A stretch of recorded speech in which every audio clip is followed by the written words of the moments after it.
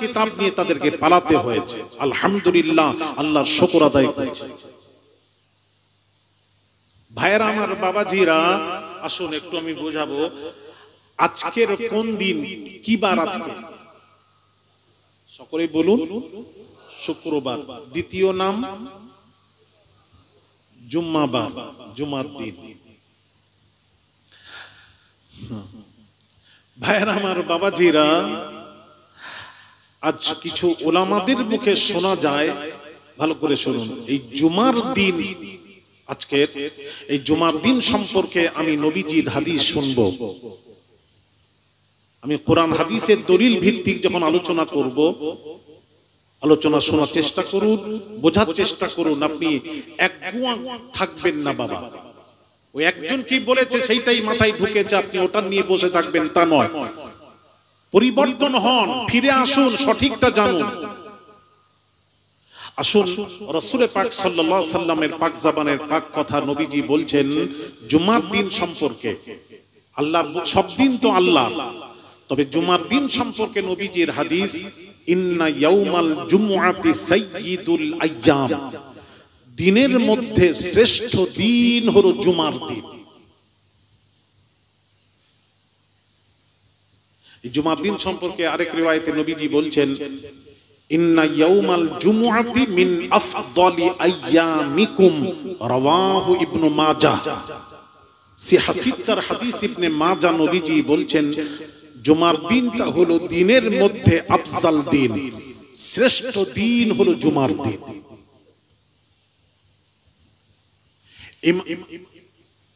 ইমাম Jalaluddin Suyuti রাহমাতুল্লাহ আলাইহি আল জামিউস সাগীর হাদিসের কিতাব, ইমাম জালালউদ্দিন সুয়ুতি রাহমাতুল্লাহ আলাইহি আল জামিউস সাগীর কিতাবটাকে ইমাম আলবানী, ভালো করে শুনবেন আমার আলোচনা, ভালো লাগলে শুনুন। ইমাম আলবানী দুই খণ্ড করেছেন, একটা জয়ীফ আর একটা হলো সহিহ। এক খণ্ডতে এক ভাগে, একটা খণ্ডতে জয়ীফ হাদিসগুলি জমা করেছেন, আরেকটি খণ্ড যেটা করেছেন এটা সহিহ হাদিসগুলি জমা করেছেন। কে? ইমাম আলবানী। আহলে হাদিস লা মাযহাবি গায়র মুকাল্লিদ যারা মানেন ওনাকে, উনি দুটো খণ্ড করেছেন, সহিহ এবং যায়ীফ। সহিহ খণ্ডে যে হাদিসগুলি তুলেছেন, কি তুলেছেন?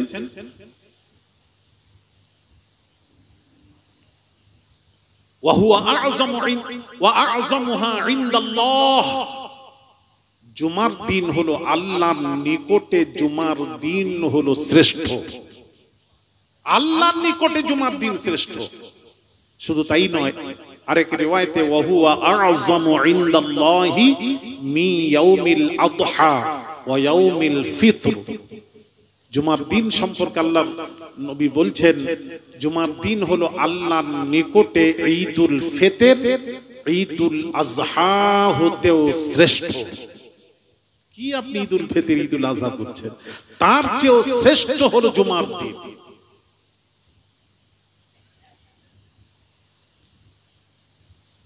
ভাইরা আমার, বাবাজিরা, শুধু তাই নয়, শুধু তাই নয়, আল্লাহর নবী দো জাহানের বাদশাহ রাহমাতুল লিল আলামিন হুজুর ইরশাদ করেন, قال قال رسول الله صلى الله عليه وسلم إن يوم الجمعة قال رسول الله صلى الله عليه وسلم إن هذا يوم عيد جعله الله للمسلمين رواه ابن ماجه। আল্লাহ নবী বলেন, ইবনে আব্বাস রাদিয়াল্লাহু তাআলা আনহু থেকে বর্ণিত, আল্লাহর নবী বলেন মুসলমানদের জন্য জুমার দিন হলো ইয়াউমু ঈদ, ঈদের দিন। জোরে বলুন সুবহানাল্লাহ। জুমার দিন মুসলমানদের জন্য ঈদের দিন। আজকাল কিছু ইউটিউব খুলুন, আপনি খুলুন, আপনারা খুলুন, কিছু মৌলবি বের হয়েছে, তারা বলে বেড়াচ্ছে এই রবিউল আউয়াল মাস পড়ার সাথে সাথে তারা বলছেন যে ঈদ হলো বৎসরে দুটো, ঈদুল ফিতর, ঈদুল আযহা, এছাড়া আর ঈদ নেই। আস্তাগফিরুল্লাহল আযীম। আমি সেই মৌলবীকে বলবো, আপনি এ কথা বলবেন না, আপনি বলুন ঈদুল ফিতর ঈদুল আযহা ছাড়া আর ঈদ আছে না নেই আমার জানা নেই, এটা বলুন। আপনি এটা বলবেন না এই দুইটি ঈদ ছাড়া আর ঈদ নেই, এই দাবি করবেন না। এই দাওয়া করতে নিষেধ করছি ওলামাদেরকে। আপনারা বলুন আমি জানিনি। আসুন হাদিস শরীফ, হাদিসগুলি নোট করবেন সব। সিহাসিত্তার হাদিস ইবনে মাজাহ, নবী বলছেন ইন্না হাযা ইয়াউমু ঈদিন জাআলাহুল্লাহু লিল মুসলিমিন, মুসলমানদের জন্য জুমার দিন হলো ঈদের দিন। আচ্ছা, আরো দলিল নেন। আসুন তিরমিজি শরীফের হাদিস, তিরমিজির হাদিস। قال قرأ ابن عباس اليوم أكملت لكم دينكم وأتممت عليكم نعمتي ورضيت لكم الإسلام دينا وعنده يهودي فقال لو أنزلت هذه علينا لاتخذنا يومها عيدا قال ابن عباس فإنها نزلت في يوم عيدين في يوم الجمعة وفي يوم عرفة رواه الترمذي। তিরমিজি শরীফের হাদিস। ইবনু আব্বাস রাদিয়াল্লাহু তাআলা আনহু তিনি বলছেন, আমি সূরা মায়দার 3 নম্বর আয়াত তেলাওয়াত করছিলাম। আয়াতটা কি?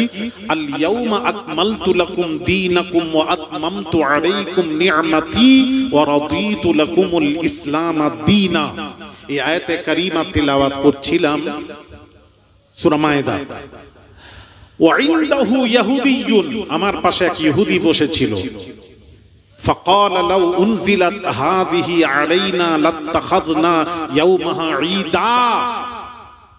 ইহুদি বলছে, এই ইবনে আব্বাস, আপনি যে আয়াতে কারিমা তিলাওয়াত করলেন ওই আয়াতটা যদি আমাদের তাওরাত কিতাবে আসতো ওটাকে আমরা ঈদ হিসেবে মানাতাম, পালন করতাম। কে বলছে? ইহুদি। কুরবান যাই বাবাজিরা, একটু হাদিস শুনুন। ইবনে আব্বাস উত্তর দিচ্ছেন, ক্বালা ইবনে আব্বাস বলছেন, ফাইন্নাহা নাযালাত ফি ইয়াউমি ঈদাইন ফি ইয়াউমিল জুমুআহ ওয়া ফি ইয়াউমি আরাফা রাওয়াহু তিরমিজি। ইবনে আব্বাস রাদিয়াল্লাহু তাআলা আনহু বলছেন, এই ইহুদি, ওটা তো আমাদের কাছে দুইটি ঈদ রয়েছে, মানাবি কি দুটি ঈদ রয়েছে। এই আয়াতটা যখন নাজিল হয়েছিল আরাফাত দিন, আরাফার ময়দানে, আরাফাত দিন 9 জিলহিজ্জা, তাহলে আরাফাত দিনটাও ঈদের দিন। আর যে দিন নাজিল হয়েছে এই আয়াতটা সূরা মায়দার, আল ইয়াউমা আকমালতু লাকুম দীনাকুম ওয়া আতমামতু আলাইকুম নি'মাতি ওয়া রাদিতু লাকুমুল ইসলাম দীনা, এই আয়াতটা যেদিন নাজিল হয়েছিল সেদিনটা ছিল জুমার দিন। সুতরাং আরাফার দিনও ঈদের দিন, জুম্মার দিনটাও আমাদের জন্য ঈদের দিন। জোরে বলুন, ওয়াজ বুঝতে পারছেন না বোধহয়। ঈদ আমি প্রমাণ করাচ্ছি, দুটি ছাড়া ঈদ আছে কিনা। আস্তাগফিরুল্লাহল আযীম। ওইসব আলেমদের কথা শুনছেন? আসুন আরো দলিল দিই। আচ্ছা, বুখারীর দলিল নেন, কিতাবুল ঈমান, বুখারী শরীফ, কিতাবুল ঈমান। হযরত আমিরুল মুমিনিন খলিফাতুল মুসলিমিন ওমর ফারুক রাদিয়াল্লাহু তাআলা আনহু কাছে এক ইহুদি গিয়ে বলছে, আয় আমিরুল মুমিনিন, আপনাদের কিতাবে কোরআন শরীফে এমন একটি আয়াতে কারিমা আছে যেটা আমাদের তাওরাতে কিতাবে আসতো, ওটাকে আমরা ঈদ হিসেবে মানাতাম, পালন করতাম, মানাতাম। কে বলছেন?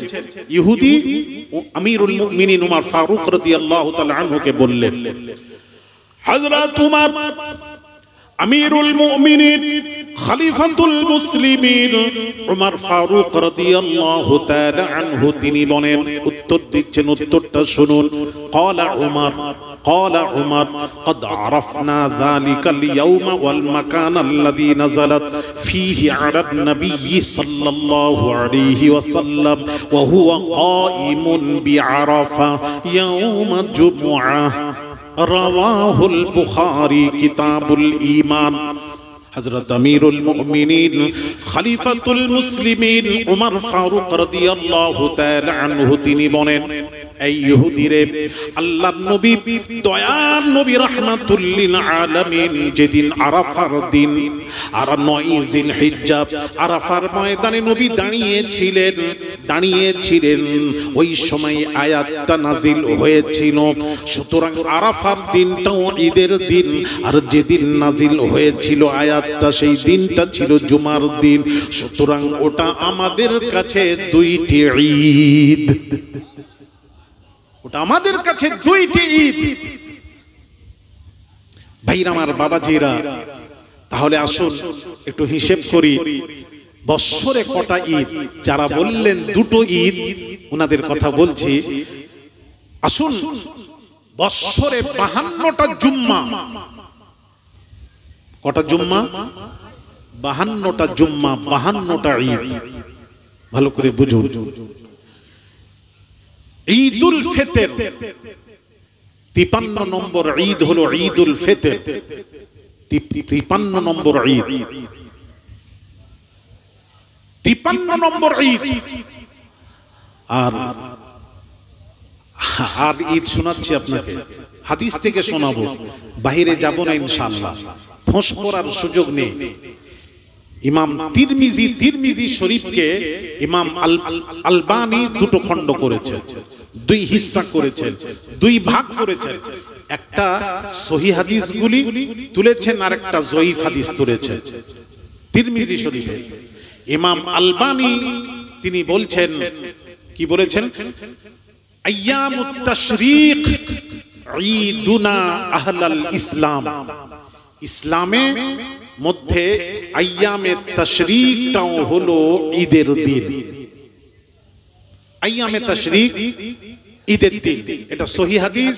ইমাম আলবানী বলেছেন হাদিসুন সহিহুন, হাদিসটি সহিহ।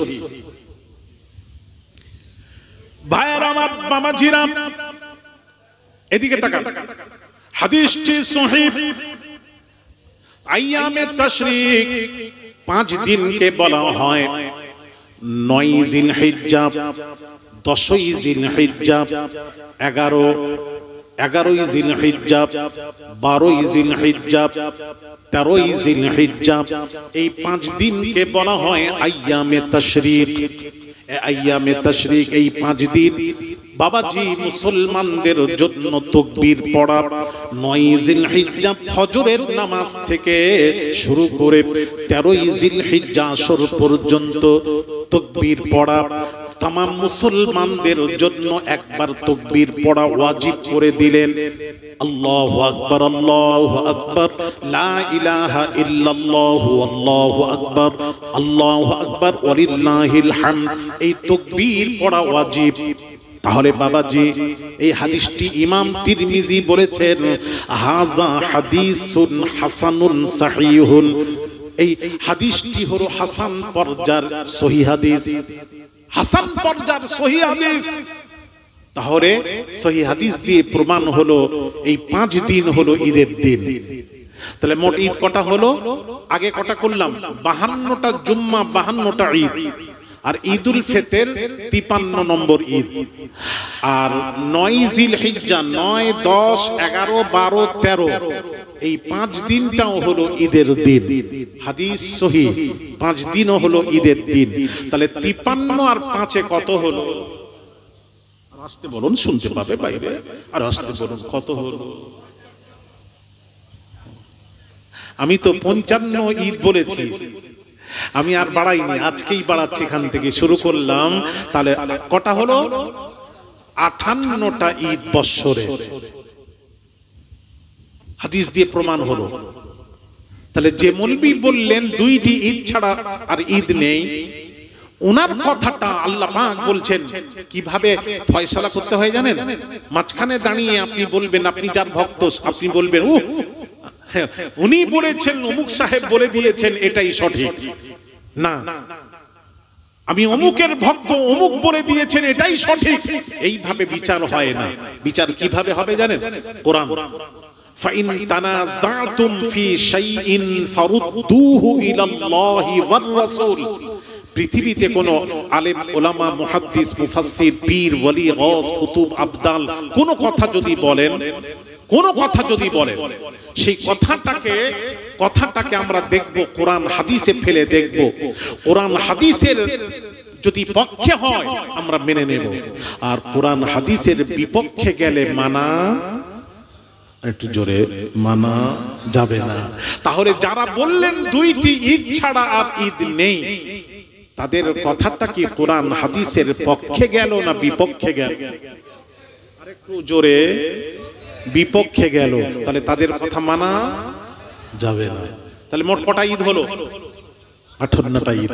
এবার আমাকে একটু বোঝাবে, আমি লড়াই করতে আসিনি, আমি আপনাদেরকে বোঝাতে এসেছি। আর যদি আপনারা জানেন আপনারা আমাকে বোঝান, না হলে বুঝে যান, দুটোর একটা করুন। আচ্ছা বলি, আচ্ছা বাবা, জুমার দিনটা হলো ঈদের দিন। যে দাঁড়ান, আরাফার দিন কোরআন শরীফের একটি আয়াত নাজিল হওয়ার দিন যদি ঈদের দিন হয়, সূরা মায়েদা 3 নম্বর আয়াত নাজিল হওয়ার দিন যদি ঈদের দিন হয়, ঈদের দিন হয়, তাহলে আপনারা বলুন, যে নবীর উপর 30 পারা কোরআন নাজিল হয়েছে, 30 পারা কোরআন ওয়ালা নবী যেদিন আসছেন, সেই দিনটা কি ঈদের দিন নয়? জানতে চাচ্ছি, একটু বোঝাতে পারলাম না বোধহয়, আবার বোঝাচ্ছি, সবাই তাহলে বলতেন একটু। হ্যাঁ, এক কোরআন শরীফের সূরা মায়েদা 3 নম্বর আয়াত নাজিল হওয়ার কারণে, হাদিসটা বললাম বুখারীর, কারণে যদি ওটা ঈদের দিন হয়, আর যে নবীর উপর 30 পারা কোরআন নাজিল হলো, 30 পারা কোরআন ওয়ালা নবী যেদিন আসছেন বারি রবিউল আউয়াল, ওই দিনটা কি মুসলমানদের জন্য ঈদের দিন নয়? আচ্ছা, এক নাম্বার 2, জুমার দিন ঈদের দিন হলো কেন? জুমার দিনটা শ্রেষ্ঠ হলো কেন? আমি কেনতে যাব, এটাও হাদিস থেকে বলছি, আমি কোনো মন গড়া কথা বলছি না, এটাও নবীজির জবানে মোবারক থেকে শুনবো। নবীজি বলছেন জুমার দিন ঈদের দিন, খুশির দিন, কারণ হলো ফি, কারণটা শুনুন, কারণটা আজকে আর বলবো না, কারণটা পরে আবার আশেপাশে এলে শুনে নেবেন। কারণটা কি কারণে জুমার দিন ঈদের দিন, ওই কারণটা আপনাদেরকে বলবো, আজকে আর বলছি না, রাখলাম। ও না বললে বুঝবেন কি করে? আচ্ছা, তাহলে এতদিন বুঝেননি, কেউ বোঝায়নি, ও এতদিন কেউ বোঝায়নি। আচ্ছা, আমি বোঝাচ্ছি, তাহলে আমি হাদিস দিয়ে বোঝাচ্ছি। হ্যাঁ, আমার কথা যদি কেউ বলে আলী আসগর সাহেব ভুল বলেছেন, ছেলেরা তোমরা তখন বলবে, উনার ভুল যদি আমার দলিলটাকে কাটতে গেলে কোনো কোরআন হাদিস দিয়ে, দলিল দিয়ে আমার দলিল কাটতে হবে, তবেই বলবো বাহাবা। ঠিক কিনা জোরে বলে, ওই আন্দাজে বললে হবে আলী আসগর সাহেব ভুল বলে গেছেন, আপনার দলিল দিতে হবে। আমি দলিল দিয়ে যাচ্ছি, প্রমাণ আপনাদের সামনে তুলে ধরছি, আর আপনি যদি আমারটাকে কাটতে চান, কোরআন হাদিসের দলিল দিয়ে আপনাকে কাটতে হবে, সোজা নয়। আসুন, আচ্ছা, ঈদের দিন, জুমার দিন ঈদের দিন কেন, এটা প্রশ্ন। এই প্রশ্নের উত্তরটা শুনবেন বলেছেন। আচ্ছা শোনাই, কারা কারা শুনবেন না হাত তুলুন তো, তুলুন, হাত তুলুন। অনেকে হাত তুলেছে, এখানে ইনি হাত তুলেই রেখেছেন, যাক মাশাআল্লাহ। ইনারা শুনবেন না, হাত তুলেই রেখেছেন।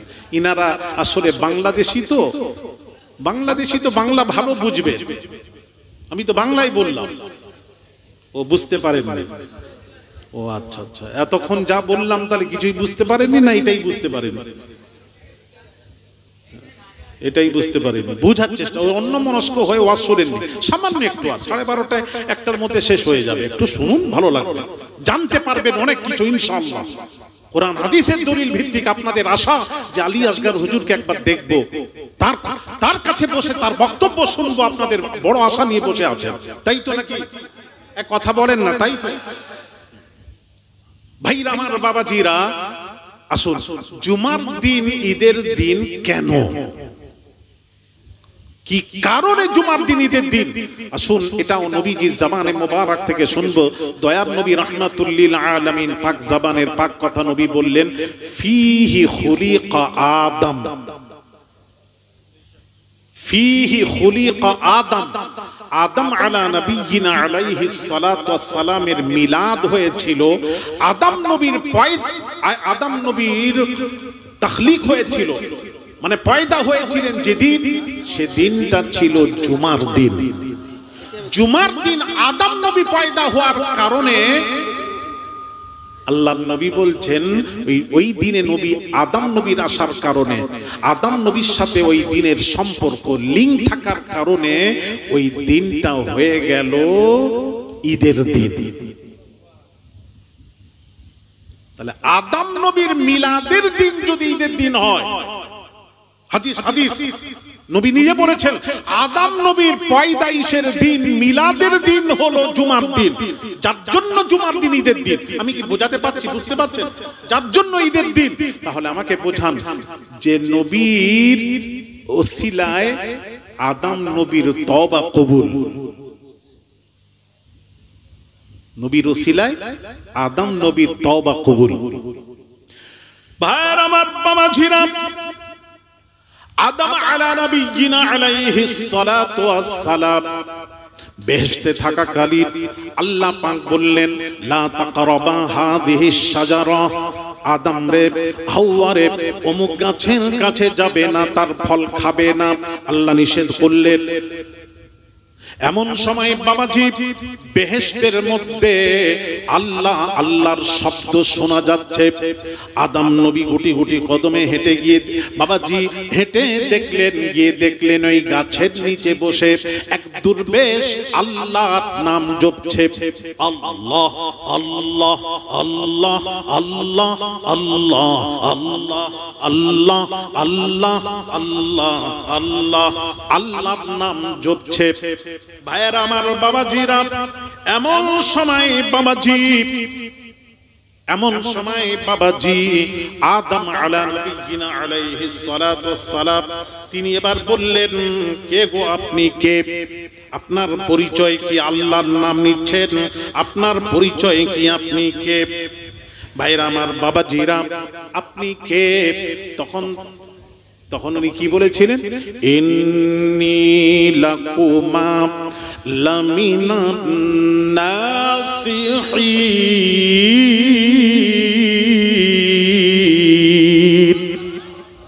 আমি তোমাদের দুইজনের জন্য সৎ উপদেশকারী।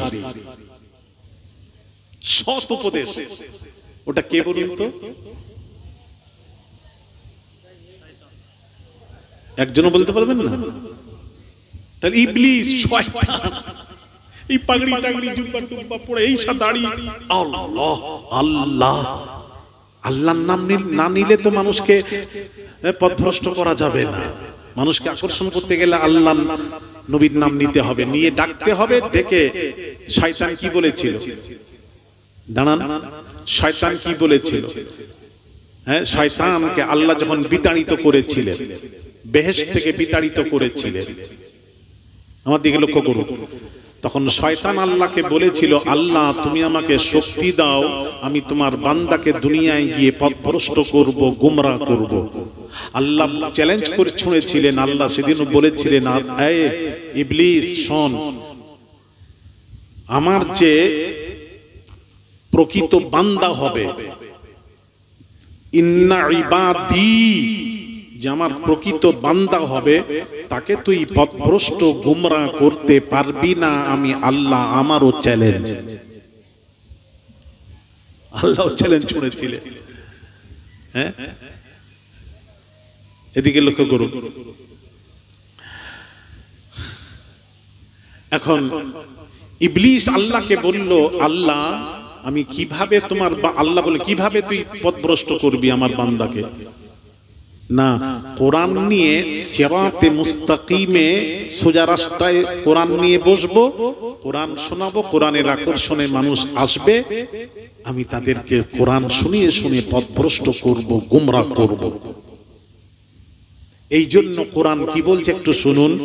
কোরআন বলছে ইউদিল্লু বিহি কাসীরা ওয়া ইয়াহদি বিহি কাসীরা। কোরআন পড়ে মানুষ গুমরাহ হয়, আবার কোরআন পড়ে মানুষ হেদায়েত হয়। আমার মাথায় ঢুকলো না, কোরআন পড়ে গুমরাহ হবে কেন, হেদায়েত পাবে, গুমরাহ হবে কেন? হ্যাঁ, কোরআন পড়ে যদি সঠিক ব্যাখ্যা না করেন তখন গুমরাহ হবেন। কোরআন হাদিস পড়ে যদি সঠিক ব্যাখ্যা না করেন আপনি গুমরাহ হবেন, আর সঠিক ব্যাখ্যা করলে আপনি হেদায়েত প্রাপ্ত। তাহলে কথা বুঝতে পেরেছেন? কোরআন পড়ে মানুষকে গুমরাহ করব। তো এক শ্রেণীর আলেমরা কি বলছে জানেন? এক শ্রেণীর উলামারা বলছেন, এদিকে লক্ষ্য করুন, কোরআন শরীফ দেখেন, কোরআন থেকেই দলিল দিচ্ছে ওয়া ওয়াজাদাকা দাল্লান ফাহাদা। এই আয়াতের তরজমা খুলে দেখুন, এই আয়াতের তরজমা করছেন ওয়া ওয়াজাদাকা। আল্লাহ বলছেন, এই হাবিব আমি আল্লাহ আপনাকে পেয়েছি দাল্লান পথভ্রষ্ট গুমরাহ, ফাহাদা পরে আপনাকে হেদায়েত দিয়েছি। তাহলে নবী পথভ্রষ্ট ছিলেন, পরে আল্লাহ নবীকে হেদায়েত দিয়েছেন। জোরে বলুন সুবহানাল্লাহ। ওয়াজ দেখছেন তো, এই বর্ডারের ওয়াজ এরকমই হবে। এরা তো না বাংলাদেশি না ইন্ডিয়ান, মাঝামাঝি, না ইস্পার কা না উস্পার কা। দেখেন সুবহানাল্লাহ। তাহলে রাসূল পথভ্রষ্ট ছিলেন, আপনারা সুবহানাল্লাহ বললেন, তাহলে আমার সাথে একটু বসুন, অসুবিধা নেই। কত বড় মুফতি আছে, আপনারা ডেকে নিয়ে আসুন। হ্যাঁ আলহামদুলিল্লাহ বলুন, আমি রয়ে যাব আজকে। বলবেন নামার পর বলবেন, একটা মুফতিকে ডেকে আমার কাছে প্রমাণ করান রাসূল আমার, যদি বলেন রাসূল পথভ্রষ্ট ছিলেন পরে হেদায়েত দিয়েছেন, তাহলে আমার একটা প্রশ্ন আসবে, কোন সময়ে রাসূল পথভ্রষ্ট ছিলেন? একটা সময় থাকবে তো। তাহলে আপনি বলবেন নবুয়তের পূর্বে, ইলানে নবুয়তের পূর্বে নবী পথভ্রষ্ট ছিলেন, পরে হেদায়েত পেয়েছেন, যে কোনো একটা বলবেন তো। এই জন্য এক শ্রেণীর উলামারা যারা এই ব্যাখ্যা করেছেন তারাই তো বলেছেন, ইউটিউব খুলুন আমি দেখিয়ে যাব, তারা বলেছে আল্লাহর নবী কবে নবী? নবী 40 বছর পর নবী হয়েছেন, 40 বছর পূর্বে নবী ছিলেন না। জোরে বলুন কি হলো, একটু বুঝ। হ্যাঁ এইটা ঠিক আছে, কিন্তু পূর্বেরটা কিন্তু গন্ডগোল করে ফেলেছে। ওরাই আজ বোঝাচ্ছে নবী নাকি ইউটিউবে ভাইরাল হচ্ছে, দেখবেন না বাংলাদেশে, দেখুন এখন যত ফিতনা বাংলাদেশ। আর আমি বাংলাদেশে 2 মাস ওই মৌলবীদেরকে জব্দ করার জন্য আল্লাহ আমাকে 2 মাস পুরো বাংলাদেশে গড়াল। হ্যাঁ জোর গলায় কথা বলি বাংলাদেশে, এত ফিতনা থাকা সত্ত্বেও ওখানে স্টেজে ওঠার সাথে সাথে প্রশ্ন এসে যায়, এইরকম প্রশ্ন এসে যায়, প্রশ্নের উত্তর দিতে হয়। তা আমি পরে বলেছিলাম, মাঝে গেছিলাম কয়েকটা প্রোগ্রামে, আমি বলেছিলাম রাসূল যদি কোন সময় পথভ্রষ্ট ছিলেন, নবুয়তের পূর্বে। ওরা বলছে নবী তো 40 বছর পূর্বে নবী ছিলেন না, 40 বছর পর নবী হয়েছে। আচ্ছা এই কথাটাই আগে তুলে ধরি একটু, নবী কবে থেকে নবী? হ্যাঁ নবী কবে থেকে নবী একটু জেনে নিন। আমি বলেছি কোরআন হাদিস। ওই যে মৌলবী বলেছে 40 বছর পর নবী হয়েছেন, 40 বছর পূর্বে নবী ছিলেন না, ওনার কথাটা যদি কোরআন হাদিসের পক্ষে হয় মেনে নেব, আর কোরআন হাদিসের বিপক্ষে গেলে মানা যাবে। এটাই হলো সিদ্ধান্ত, ফয়সালা, নিয়ম, সিস্টেম।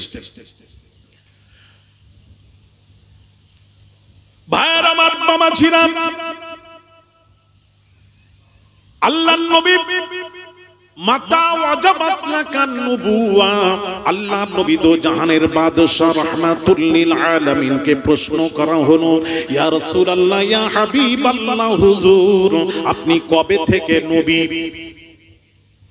মাতা ওয়াজাবাত লাকান নবুওয়া, আপনি কবে থেকে নবী? নবী উত্তর দিচ্ছেন, কুনতু নাবিয়ান আদামু বাইনাল মাই ওয়াত তিন, ছিলাম আমি নবী, হযরত আদম আলা নবিয়িনা আলাইহিস সালাতু ওয়াস সালাম পানি মাটিতে মিশেও আসে না, তার বহু পূর্বে আমি আল্লাহর দরবারে নবী ছিলাম। নবীকে প্রশ্ন করা হলো মাতা ওয়াজাবাত লাকান নবুওয়া ইয়া রাসূলুল্লাহ, আপনি কবে থেকে নবী? নবী উত্তর দিচ্ছেন, উত্তরটা শুনুন, কুনতু নাবিয়্যান ওয়া আদামু বাইনা রূহি ওয়াল জাসাদ। আদম নবীর রূহ, জাসাদ, বডি, দেহ কিছুই ছিল না, তার বহু পূর্বে আমি আল্লাহর দরবারে নবী ছিলাম। নবীজিকে প্রশ্ন করা হলো ইয়া রাসূলুল্লাহ, আপনি কবে থেকে নবী? নবী উত্তর দিচ্ছেন, কুনতু আউওয়ালান নাবিয়্যিনা ফিল খালকি ওয়া আখিরুহুম ফিল বা'থি। সৃষ্টি হিসেবে আমি হলাম প্রথম নবী, ওয়া আখিরুহুম ফিল বা'থি, দুনিয়ায় প্রকাশ হিসেবে আমি হব শেষ নবী। লা নাবিয়্যা বা'দি, আমার পর কোন নবী আসবে না, আমি শুরু, আমি শেষ। তাহলে হাদিস প্রমাণ দিচ্ছে নবী কবে থেকে? কথা বলে নবী কবে থেকে নবী? 40 বছর পর। একটু সবাই বলেন না কবে থেকে? হাদিস প্রমাণ করছে সৃষ্টির আগে থেকে তিনি নবী। যিনি, ভালো করে শুনুন, যিনি সৃষ্টির আগে নবী যদি হন, হাদিস মোতাবেক যিনি নবী হবেন তিনি কখনো পথভ্রষ্ট হতে পারেন না, আর যিনি পথভ্রষ্ট হবেন তিনি কখনো নবী হতে পারেন না। তাহলে আমাদের নবী তো সৃষ্টির শুরু থেকেই। হায় হায় হায়, হ্যাঁ। তাহলে বোঝা গেল যারা বলছেন 40 বছর পর নবী নবী হয়েছেন, আস্তাগফিরুল্লাহ আযীম, 40 বছর পর নবী নবী হননি, 40 বছর পর নবী নবুয়তের ঘোষণা দিয়েছিলেন, এলান করেছিলেন। এলান, ঘোষণা আলাদা, নবী হওয়া আলাদা। আমার ওয়াজ কি আপনাদেরকে, আপনারা কি বুঝতে পারছেন? সবাই বলুন, একটু বলুন, তাহলে ভালো লাগবে। তাহলে আমাদের নবী শুরু থেকে নবী। তাহলে শয়তান কি বলেছিল মনে আছে? আমি কোরআন পড়ে পড়ে মানুষকে গুমরাহ করব। দেখেন কোরআন পড়ে, এই জন্য কোরআন বলেছে ইউদিল্লু বিহি কাসীরা ওয়া ইয়াহদি বিহি কাসীরা। কোরআন পড়ে মানুষ গুমরাহ হয়, আবার কোরআন পড়ে মানুষ হিদায়াত হয়। কোরআন পড়ে গুমরাহ কারা হয়? যারা কোরআন পড়ে সঠিক ব্যাখ্যা যদি না করেন গুমরাহ হবেন, পথভ্রষ্ট হবেন, বেঈমান হবেন, কাফের হবেন। রাসূলুল্লাহ শানে, সাল্লাল্লাহু আলাইহি ওয়াসাল্লামের শানে এতটুকু গুস্তাখি, বেয়াদবি করা যাবে না। হ্যাঁ হ্যাঁ, এতটুকু বেয়াদবি করা যাবে না।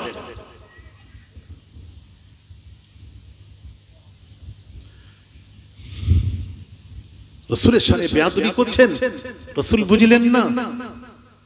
হ্যাঁ,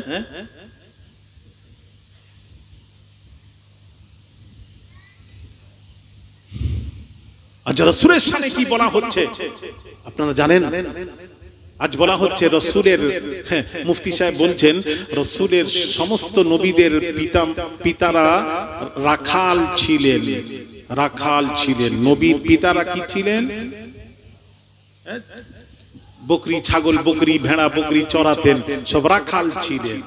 জোরে বলুন মুফতি সাহেব। আরে গবেষণা করে বের করেছে। আর বেটা মুফতি সাহেব, নবীজির সম্পর্কে কথা বলতে গেলে কত আদব রাখতে হয় জানেন? আদব। ভাইয়ার আমার, বামাজিরা, তাফসীর খুলে দেখুন। সুলতান মাহমুদ বাদশাহ আয়াজের ছেলেকে ডাকতেন, আয়াজের ছেলেকে ডাকতেন নাম ধরে। আয়াজের ছেলের নাম হলো মুহাম্মদ। ভালো করে শুনবেন ওয়াজ, মুহাম্মদ এই নাম ধরে ডাকতেন। একদিন নাম না ধরে সুলতান মাহমুদ বাদশাহ ডাকছেন, এই আয়াজের ছেলে এদিকে এসো। আয়াজ ছুটে গিয়ে বলল, এই বাদশাহ, আপনি আমার ছেলের নাম ধরে ডাকতেন, আজকে আর নতুন প্রথমবার আপনি আমার ছেলের নাম না ধরে বললেন, আয়াজের ছেলে এদিকে এসো, এদিকে এসো। এইভাবে ডাকার কারণ জানতে চাই, জানতে চাই, জানতে চাই। সুলতান মাহমুদ বাদশাহ তিনি বললেন, তোমার ছেলের নাম হলো মুহাম্মাদের নামের সাথে নাম মিলানো, যার জন্য ওযু অবস্থায় তোমার ছেলের নাম ধরে ডাকতাম, ওযু অবস্থায় নাম ধরে ডাকতাম। আজকে ওযু ছিল না, যার কারণে ওযু ছিল না, ওযু না বেউযু হয়ে মুহাম্মাদের নাম নেওয়াটা বেয়াদবি। যার জন্য আমি নাম না ধরে বললাম আয়াজের ছেলে এদিকে এসো, এটার নাম হলো আদব। হায় হায় হায়, এটার নাম কি? আদব। ভাইরা আমার, বাবাজিরা, আদব কাকে বলে শুনুন, আদব কাকে বলে শুনুন, আদব কাকে বলে শুনুন। ভাইরা আমার, বাবাজিরা, এদিকে লক্ষ্য করুন। ভাইরা আমার, বাবাজিরা, মুনাফিক কাফেররা সাহাবীরা নবীকে কোন জিনিস বুঝতে না পারলে বলতেন রাঈনা ইয়া রাসূলুল্লাহ। দ্বিতীয়বার বলার জন্য অনুরোধ জানাতেন রাঈনা ইয়া রাসূলুল্লাহ। এমন সময় মুনাফিক কাফেররা নবীজির দরবারে এসে তারাও বলতে লাগলো রাঈনা ইয়া রাসূলুল্লাহ। তাদের ভাষায় রাঈনাটা গালি, তারা নবীজিকে গাল দিচ্ছে। ভাইরা আমার, বাবাজিরা, ইন্নাল্লাহা আলিমুম বিযাতিস সুদূর। আল্লাহ অন্তরজামী, সব জানতে পারেন। জানতে পেরে ওহী নাযিল করলেন ইয়া আইয়ুহাল্লাযীনা আমানু, হে বিশ্বাসীরা, নবীর উপর যারা ঈমান এনেছো তোমরা শোনো, লা তাকুলু রাঈনা। আজ থেকে তোমরা এই সাহাবীরা নবীকে রাঈনা বলবে না, বলবে না। লা তাকুলু রাঈনা, এই কথা বলবে না। সাহাবীরা করলেন ইয়া আল্লাহ, আমাদের উদ্দেশ্য তো ভালো, আমরা তো গালি দিইনি, আমাদের উদ্দেশ্য ভালো। আল্লাহ বলছেন উদ্দেশ্য ভালো হলেও ওই শব্দ আর ব্যবহার করা যাবে না। কাফেররা ওই শব্দ ব্যবহার করেছে, ওই শব্দটা আর বলা যাবে না। রাঈনা, লা তাকুলু রাঈনা, এটা বলবে না। তাহলে কি বলবো? উনজুরনা ইয়া রাসূলুল্লাহ, কৃপা দৃষ্টি দিন ইয়া রাসূলুল্লাহ, এটা বলো। রাঈনা আর বলবে না। জোরে বলুন। হায় হায়, সাহাবীদের উদ্দেশ্য ঠিক ছিল, কিন্তু আল্লাহ সাহাবীদেরকে নিষেধ করলেন সাহাবীরা রাঈনা ইয়া রাসূলুল্লাহ বলবে না। কাফেররা, মুনাফিকরা বলেছে ওদের সুযোগ দেওয়া যাবে না, মুসাবাহাত করা যাবে না, আজ থেকে ওটা বাদ দাও। বলো ওয়াকুলু উনজুরনা ইয়া রাসূলুল্লাহ, কি দৃষ্টি দিন ইয়া রাসূলুল্লাহ, এটা বলো। হায় হায় হায়, আমার রাসূলের শানে এতটুকু বেয়াদবি হবে, আল্লাহ তার ইজ্জতে আঁচড় আসতে দেননি, কোরআন নাযিল করে সতর্ক করেছে।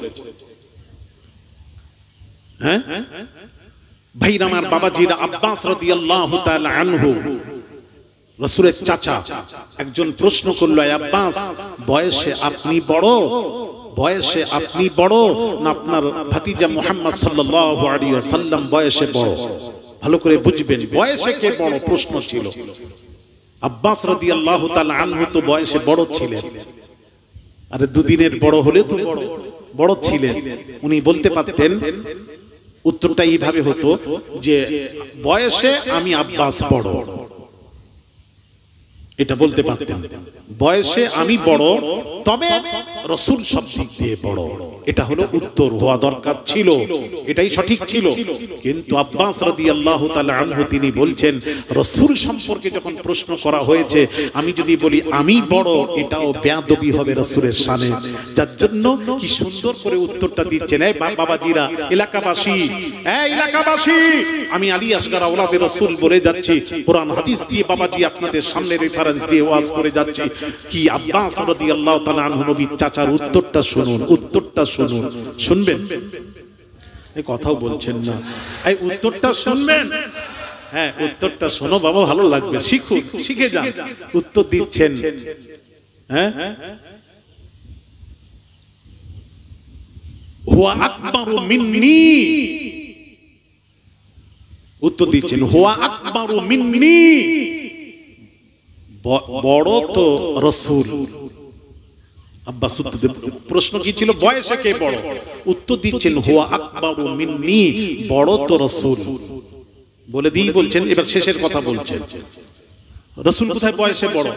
বয়স তো আব্বাস বড়, কিন্তু উত্তর দিচ্ছেন হুয়া আকবারু মিন্নি, বড় তো রাসূল বলে দিয়ে বলছেন, শেষের কথা বলছেন ওয়া আনা ওয়ালিদতু ক্বাবলাহু, ওয়া আনা ওয়ালিদতু ক্বাবলাহু, ভূমিষ্ঠ দিক দিয়ে, দুনিয়ায় ভূমিষ্ঠ দিক দিয়ে আমি আগে এসে গেছি। এটা শেষের কথা। প্রথমের কথা কি ছিল? বড় তো রাসূল, আর জন্মের দিক দিয়ে, সৃষ্টির দিক দিয়ে আমি আগে এসে গেছি। এটা শেষের কথা। এটার নাম হলো আদবের আদব। বোঝা গেল না? তাহলে সত্য তো এটাই ছিল, সত্য তো এটাই ছিল। আব্বাস বড়, উনি তো এটাই বলতে পারতেন বড় আমি, বয়সে বড় আমি, রাসূল সব দিক দিয়ে বড়। উনি ওইভাবে না বলে বললেন হুয়া আকবারু মিন্নি, বড় তো রাসূল, তবে আমি ভূমিষ্ঠ দিক দিয়ে আমি আগে এসে গেছি। এটা শেষের কথা। আর প্রথম কথা হলো বড় তো রাসূল। ওইটা বলতে পারছেন না বড় আমি, রাসূলের শানে যদি এই কথা বলি, যদি ওটা সত্য, কিন্তু ওটাও বেয়াদবি। তাহলে যিনি বলছেন প্রত্যেক নবীরা রাখাল ছিলেন, বাগাল ছিলেন, কত বড় গুস্তাখি রাসূলের শানে। যদিও রাসূল বকরি চড়িয়েছেন, আপনি ওইভাবে বলার, ওইভাবে বলতে পারেন না। আপনি কি বোঝাতে চাচ্ছেন? আমার নবীর শানে কথা বলতে গেলে আদব করতে হবে, আদব করতে হবে, আদব করতে হবে। রাখাল ছিল, বাগাল ছিল, আস্তাগফিরুল্লাহ। আর সেই সব মুফতির অনুসরণ করছেন। আল্লাহ হেফাজত করেন, আল্লাহ হেফাজত করেন, আল্লাহ হেফাজত করেন। ছেলেরা হাতে ধরে বলি, এসো আমার নবীর পক্ষে যদি থাকো, আমি আলী আসগর তোমার পক্ষে থাকবো, না হলে তোমার সাথে আমার কোনো সম্পর্ক নেই।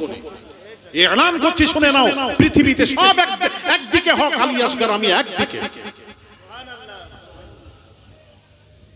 আসুন আদবটা একটু শিখিয়ে দিই, আরো বলবো।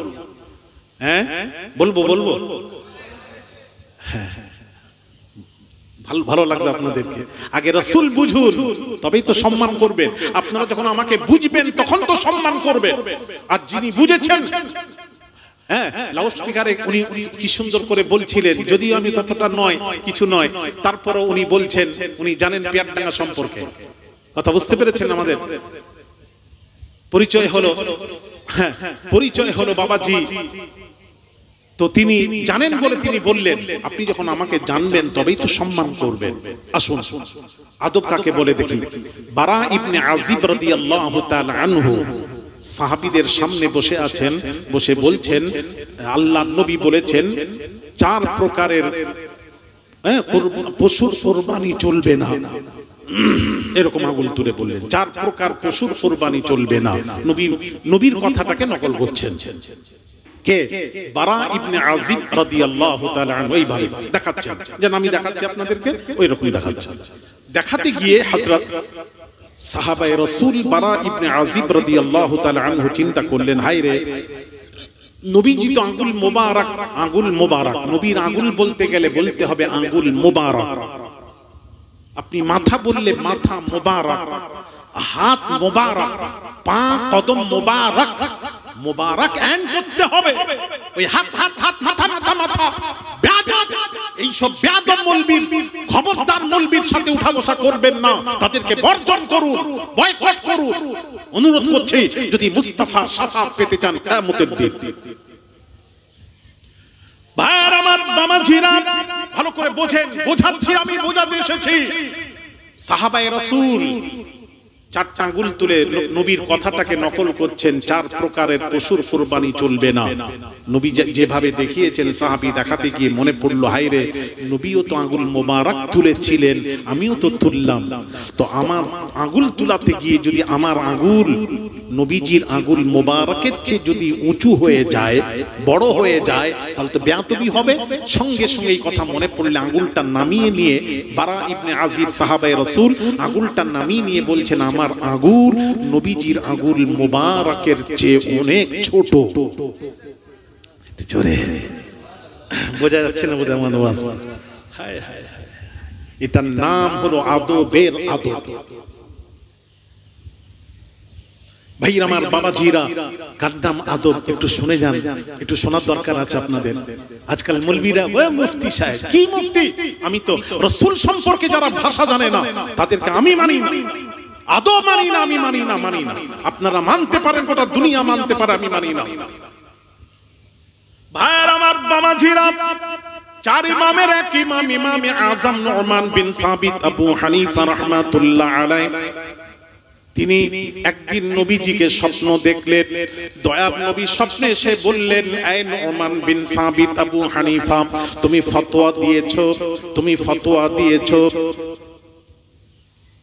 যে 4 রাকাত ফরজ নামাজের 4 রাকাত ফরজ নামাজ পড়ছেন।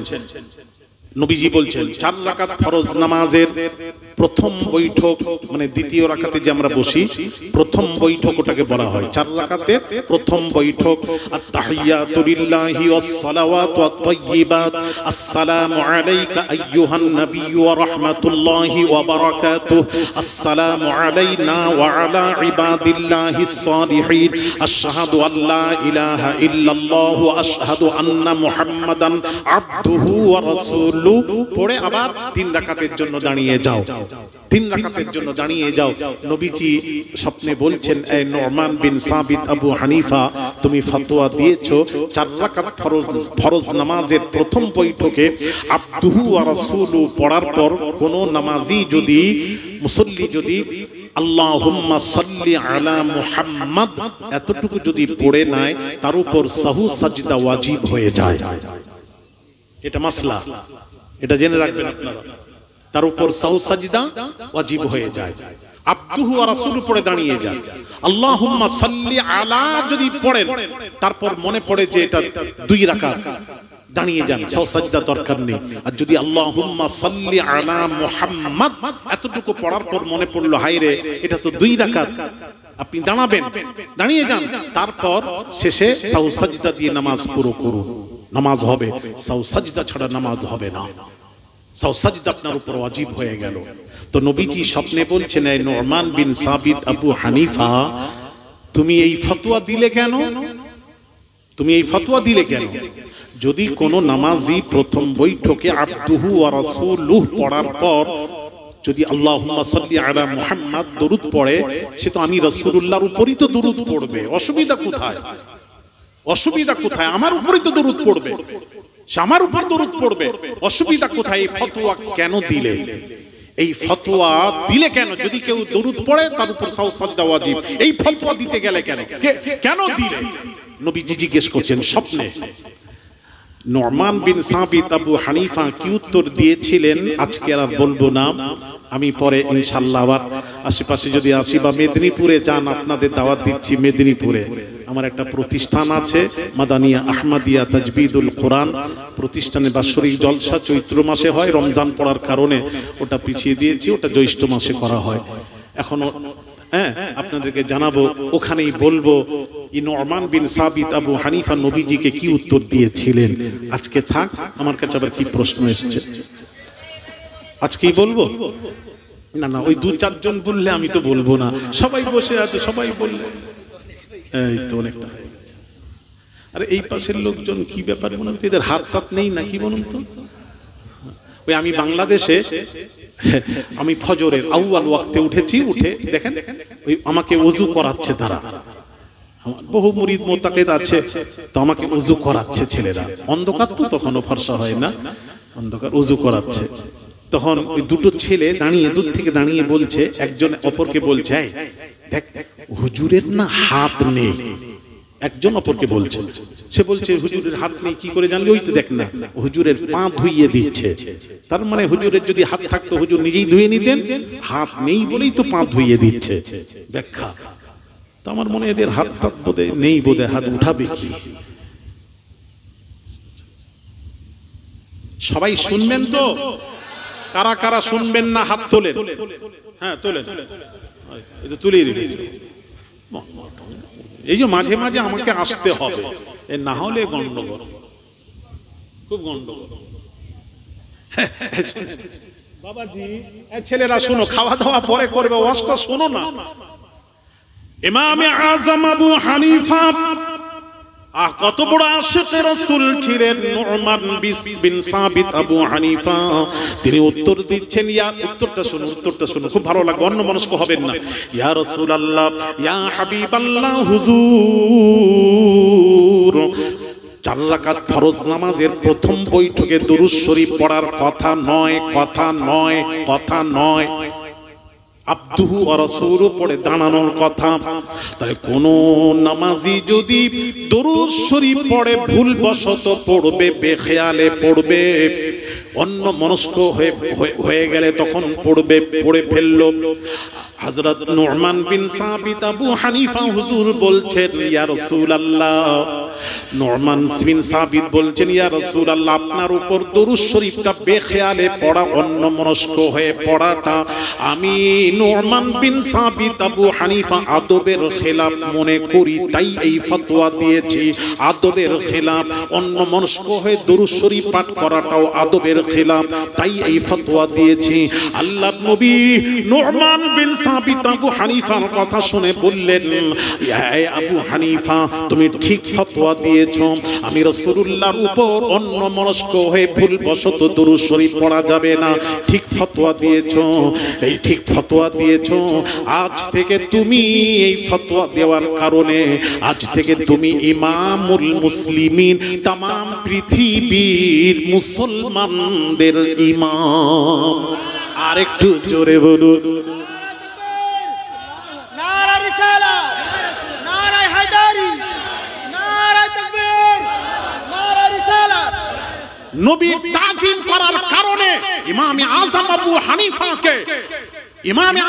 হানিফাকে तमाम পৃথিবীর মুসলমানদের ইমাম বানিয়ে দিলেন। জোরে জোরে নবীর পক্ষে থাকো, নবীর তাজিম তাকরীম করো, সম্মান করে, আল্লাহ আপনার সম্মান দুনিয়া ও আখিরাতে বাড়িয়ে দেবে। আমি আলী আসগর আওলাদে রাসূল বলে যাচ্ছি। হ্যাঁ, যাক, অনেক কথা আছে। তাহলে রাসূলের শানে ওই যে ভেড়া বকরি চড়াতেন, নবী রাখাল ছিলেন, বলা যাবে তো? একটু জোরে বলুন, বলা যাবে তো? আরো কি কি বলেছে, আরো কথা, ওদিকে আর যাবো না, সব তো তোমরা জানো বাবা। হ্যাঁ, আরে বাপরে, কি সব রাসূলের শানে বেয়াদবি চলছে। এরা রাসূল চেনে না, এরা আদব নেই। মুফতি হয়েছে, আদব হতো। যদি পীর গ্রহণ করতো তাহলে আদব হতো। পীর গ্রহণ করে না, যার পীর নেই তার পীর শয়তান। হায় হায় ভাইরা আমার, বাবাজিরা, রাসূলের শানে বেয়াদবি করবেন না। আচ্ছা, আপনারা বলুন, একটা কথা জিজ্ঞেস করি, বলুন, আজাজিল কাফের হলো, আজাজিল কাফের হলো কি কারণে? এই মজলিস থেকে একজন বলতে পারবেন?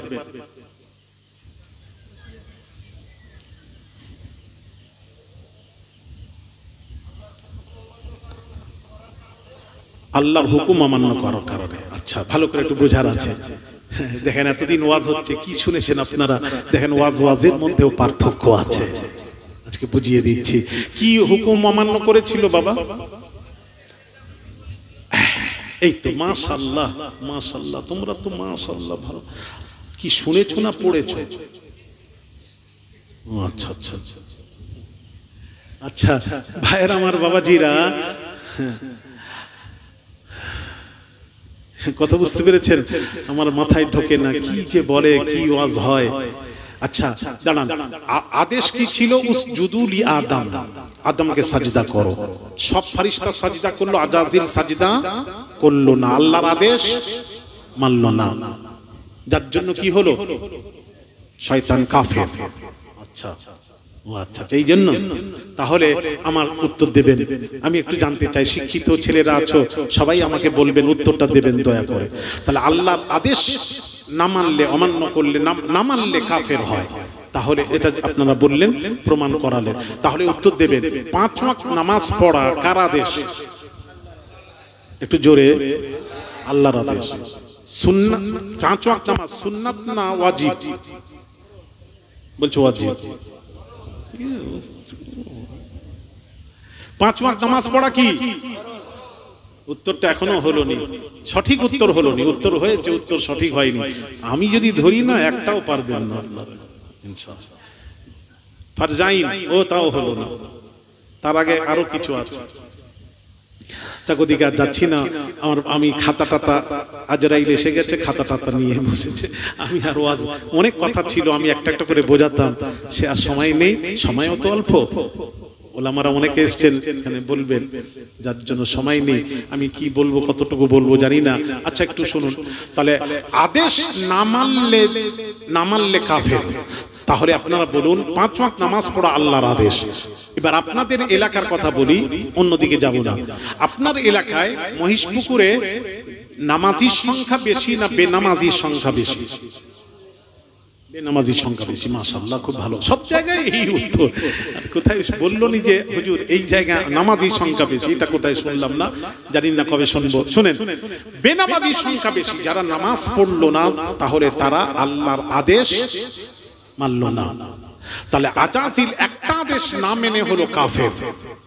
যে মুসলমানটি সারাদিনে 5 ওয়াক্ত নামাজ 5টি আদেশ, সারাদিন 5 ওয়াক্ত নামাজ 5টি আদেশ, নামাজ না পড়ে সারাদিনে সে আল্লাহর 5টি আদেশ অমান্য করছে, নামাজ না পড়ে, তাহলে একটা আদেশ অমান্য করে হলো কাফের। তাহলে যে মুসলমানটি সারাদিনে নামাজ না পড়ে আল্লাহর 5টি আদেশ অমান্য করছে, হিসেব বলছে সে 5 গুণ বড় কাফের। তাহলে আপনারা বেনামাজিকে কাফের বলেন না কেন? বেনামাজি বললে তার জানাজা পড়ছেন, জানাজা হয় না? কথা বলো না, তাহলে জানাজা পড়ছেন, হ্যাঁ জানাজা পড়ছেন, তাহলে কাফেরের জানাজা হয় না, কাফেরের জানাজা হয় না, কাফেরের কবর জিয়ারত হয় না। আমরা জানাজা করি, কবর জিয়ারত করি। কোরআন বলছে লা তাকুম আলা কবরি ইন্নাহুম কাফারু বিল্লাহি ওয়া রাসূলিহি। হে হাবিব, আপনি ওই সব কবরের কাছে যাবেন না যারা মুশরিক, তাদের কবরের কাছে যাবেন না। জিয়ারত তো দূরের কথা, কোরআনে আল্লাহ নিষেধ করলেন। তাহলে বোঝা গেল কবর জিয়ারত তারই হয়, জানাজা তারই হয় যে মুসলমান।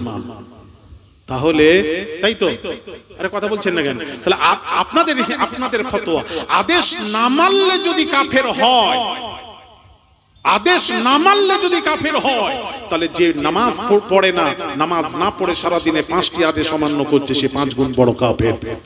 তাহলে আজ থেকে কাফের তাদেরকে বলবেন তো, বলে দেখেন না, জলসা করবেন তো জলসা বের করে বলেন। আর আপনারা বলবেন বয়কট করলাম, তার জানাজা পড়া যাবে না, করে দেখুন। হ্যাঁ, করতে পারবেন না, ইমাম সব চলে যাবে, একদম শেষ। করে দেখেন একবার। এবার আসুন, তাহলে আদেশ না মানলে কি হয় একটু শুনুন। কাফের হয় না, ব্যাখ্যা ভুল হলো, ব্যাখ্যা ভুল হচ্ছে। আসুন নবীজিকে প্রশ্ন করি, নবীজির কাছ থেকে জানতে চাই, ইয়া রাসূলুল্লাহ, যারা নামাজ পড়লো না আর আপনার আদেশ মানলো না, তাদের সম্পর্কে জানতে চাই। আল্লাহ পাক বলছেন, দেখেন তাদের সম্পর্কে আল্লাহ পাক বলছেন, যারা নবী কি বলছেন, আদেশ মানলো না, তাদের সম্পর্কে ইয়া রাসূলুল্লাহ জানতে চাই। নবী বললেন, মান তারাকাস সালাতা মুতাআম্মিদান ফাকাদ কাফার। যে ব্যক্তি জেনে শুনে নামাজ তারক করে দিল, পড়লো না, ছেড়ে দিল, কাদ কাফার, সে কাফেরের কাজ করলো, কাফের নয়।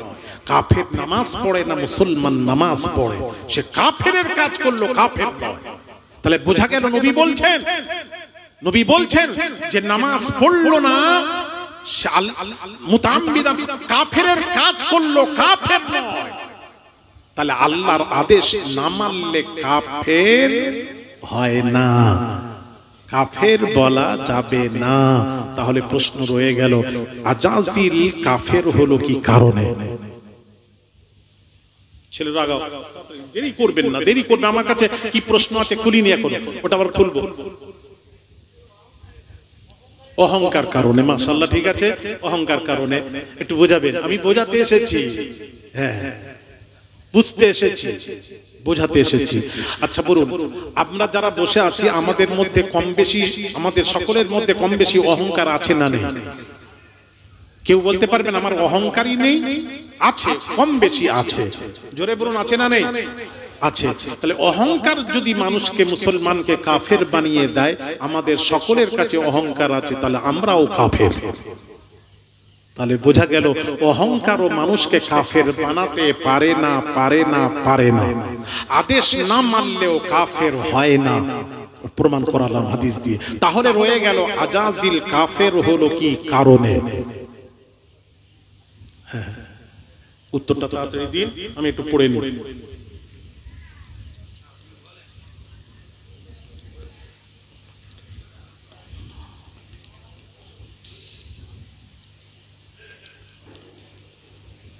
ও অনেক কথা আছে রে বাবা, প্রশ্ন এসছে, আমি আর ওদিকে আর যাবো না, এখানেই রাখলাম। আবার পরে আবার বলবো, আলোচনা ওখান থেকে শুরু করব, প্রশ্নের উত্তর দিতে হবে, সংক্ষিপ্ত কথা, বুঝতে পেরেছেন? এটা সারা রাতের ওয়াজ নয় যে সারা রাত বলতে থাকবো, একটু শুনেন। একদম সংক্ষিপ্ত আকারে বলে দিই, আজাজিল কাফের হলো কি কারণে জানেন? বলবো? কবে কবে বলছে? আজকে। আজকের হবে না, বাংলা জানো না, এক্ষুনি। হ্যাঁ, এই বাংলা হবে এক্ষুনি, আজকের। তাহলে আমি বললে কোরআন থেকে বলবো, কোরআন যা বলবে কারা কারা মানবেন না হাত তোলেন। তোলেন বাবা, তোলেন, একটা তোলেন। হ্যাঁ, আছে, সব রকমই আছে এখানে, অসুবিধা নেই। শখকে চালিয়ে এখন একটা ছেলেদের মধ্যে একটা নাফরমানি হলে কি করবে? মেন মানিয়ে নিতে হবে, আর কি করবো। উনি বোধহয় বাইরে, কোথায় বাইরে বাড়ি নাকি, বাংলা বোঝেন না নাকি আপনি? বাঙালি নয়, বর্ডারে বাড়ি। ভাইর আমার বাবাজির, আল্লাহ পাক কোরআন পাকে বলছেন, ইন্নী খালিকুম বাশারাম মিন সালসালিম মিন হামাইম মাসনুন। আল্লাহ পাক আদম আলা নবিয়িনা আলাইহিস সালাতু ওয়াস সালামকে শুকনো মাটি দিয়ে আল্লাহ তার বডি তৈরি করে বেহেশতে 40 বছর ফেলে রাখলেন। তারপর আল্লাহ পাক বললেন, ফাইদা সাওয়াইতুহু ওয়া নাফাখতু ফীহি মির রূহি। কোরআন কি বলছে শুনুন, আল্লাহ পাক বলছেন, এই ফেরেশতারে শোনো শোনো, আমি আল্লাহ যখন আমার রূহটা আদম নবীর বডির ভেতরে দিয়ে দেব, ফুঁকে দেব, ফাকাউ লাহু সাজিদিন, তোমরা তখন সাজদা করবে, তখন তোমরা সাজদা করবে, এটা আমার হুকুম। এবার আল্লাহ যখন রূহটা দিয়ে দিলেন আদম নবীর বডির ভেতরে, সমস্ত ফেরেশতারা উঁকি মেরে দেখলেন আদম নবীর বডির ভেতরে গিয়ে দেখছেন নূর চমকাচ্ছে।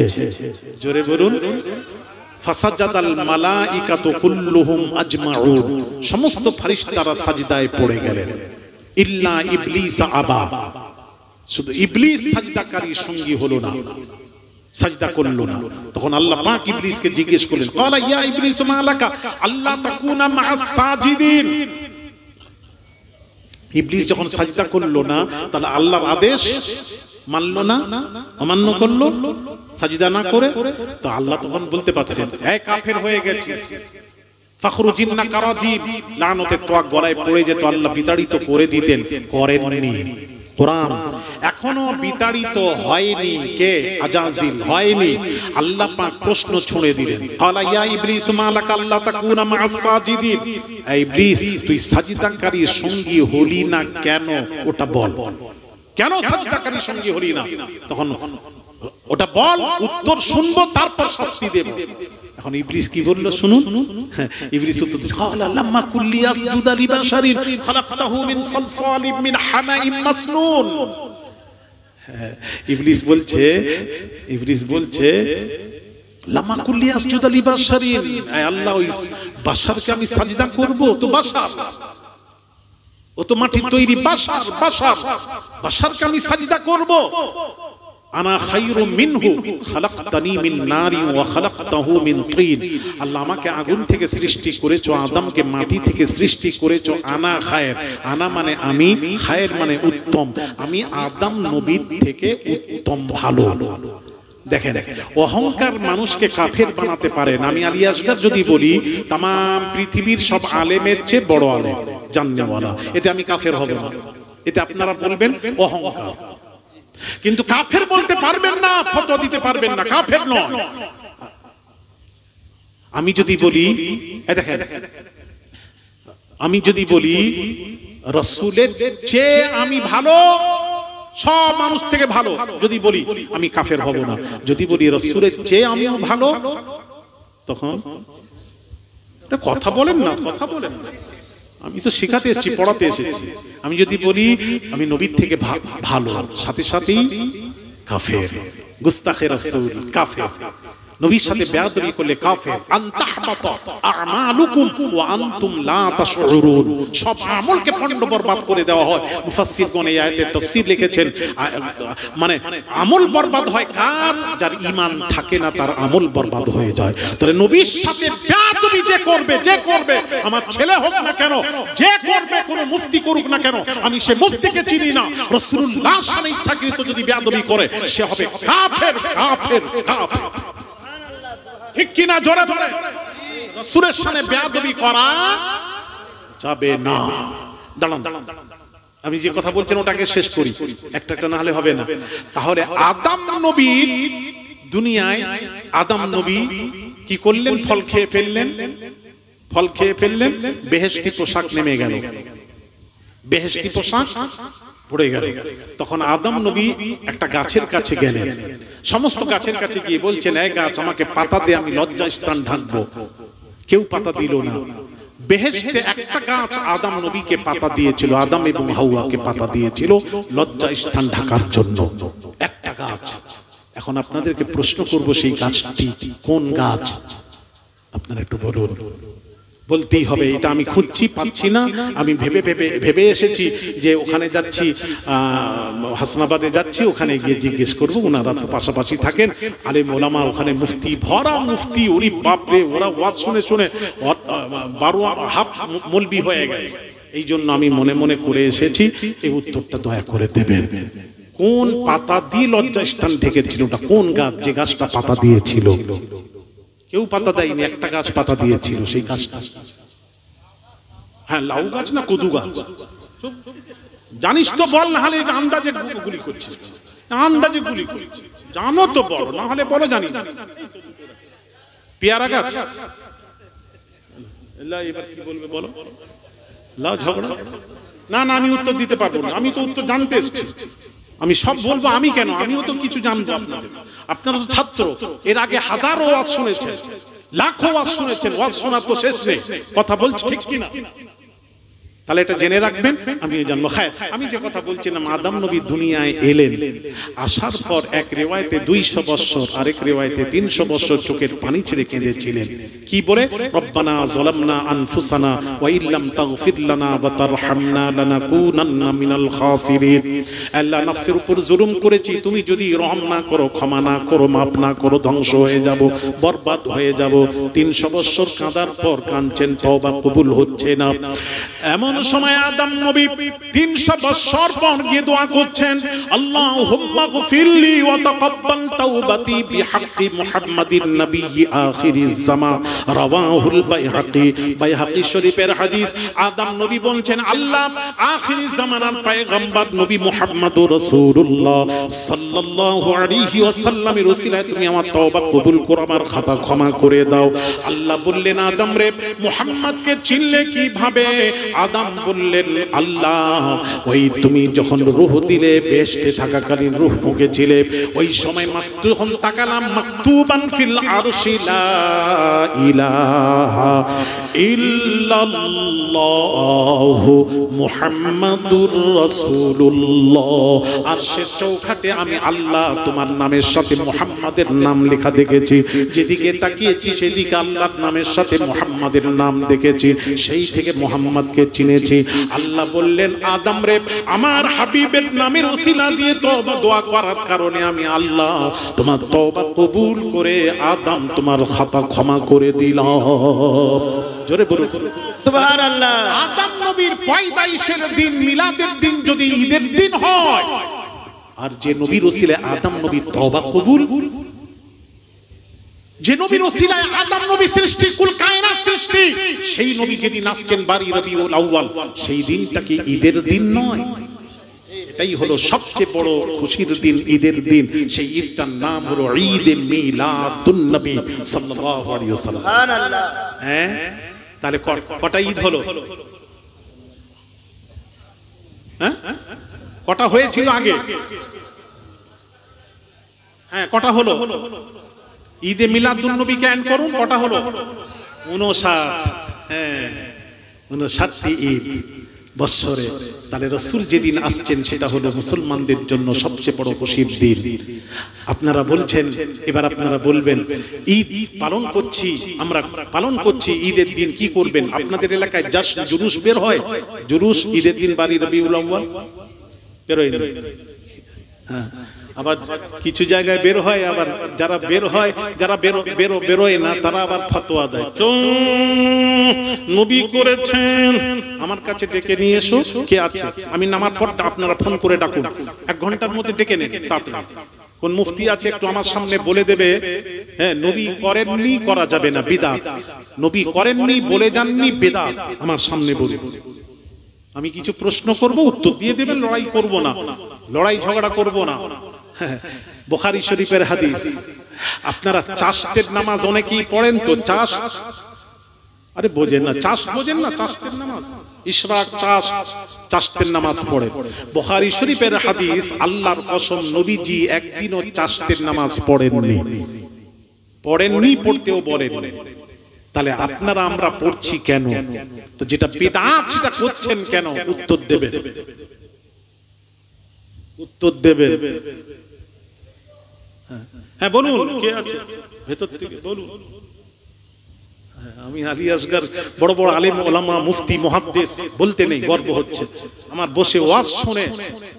জি হ্যাঁ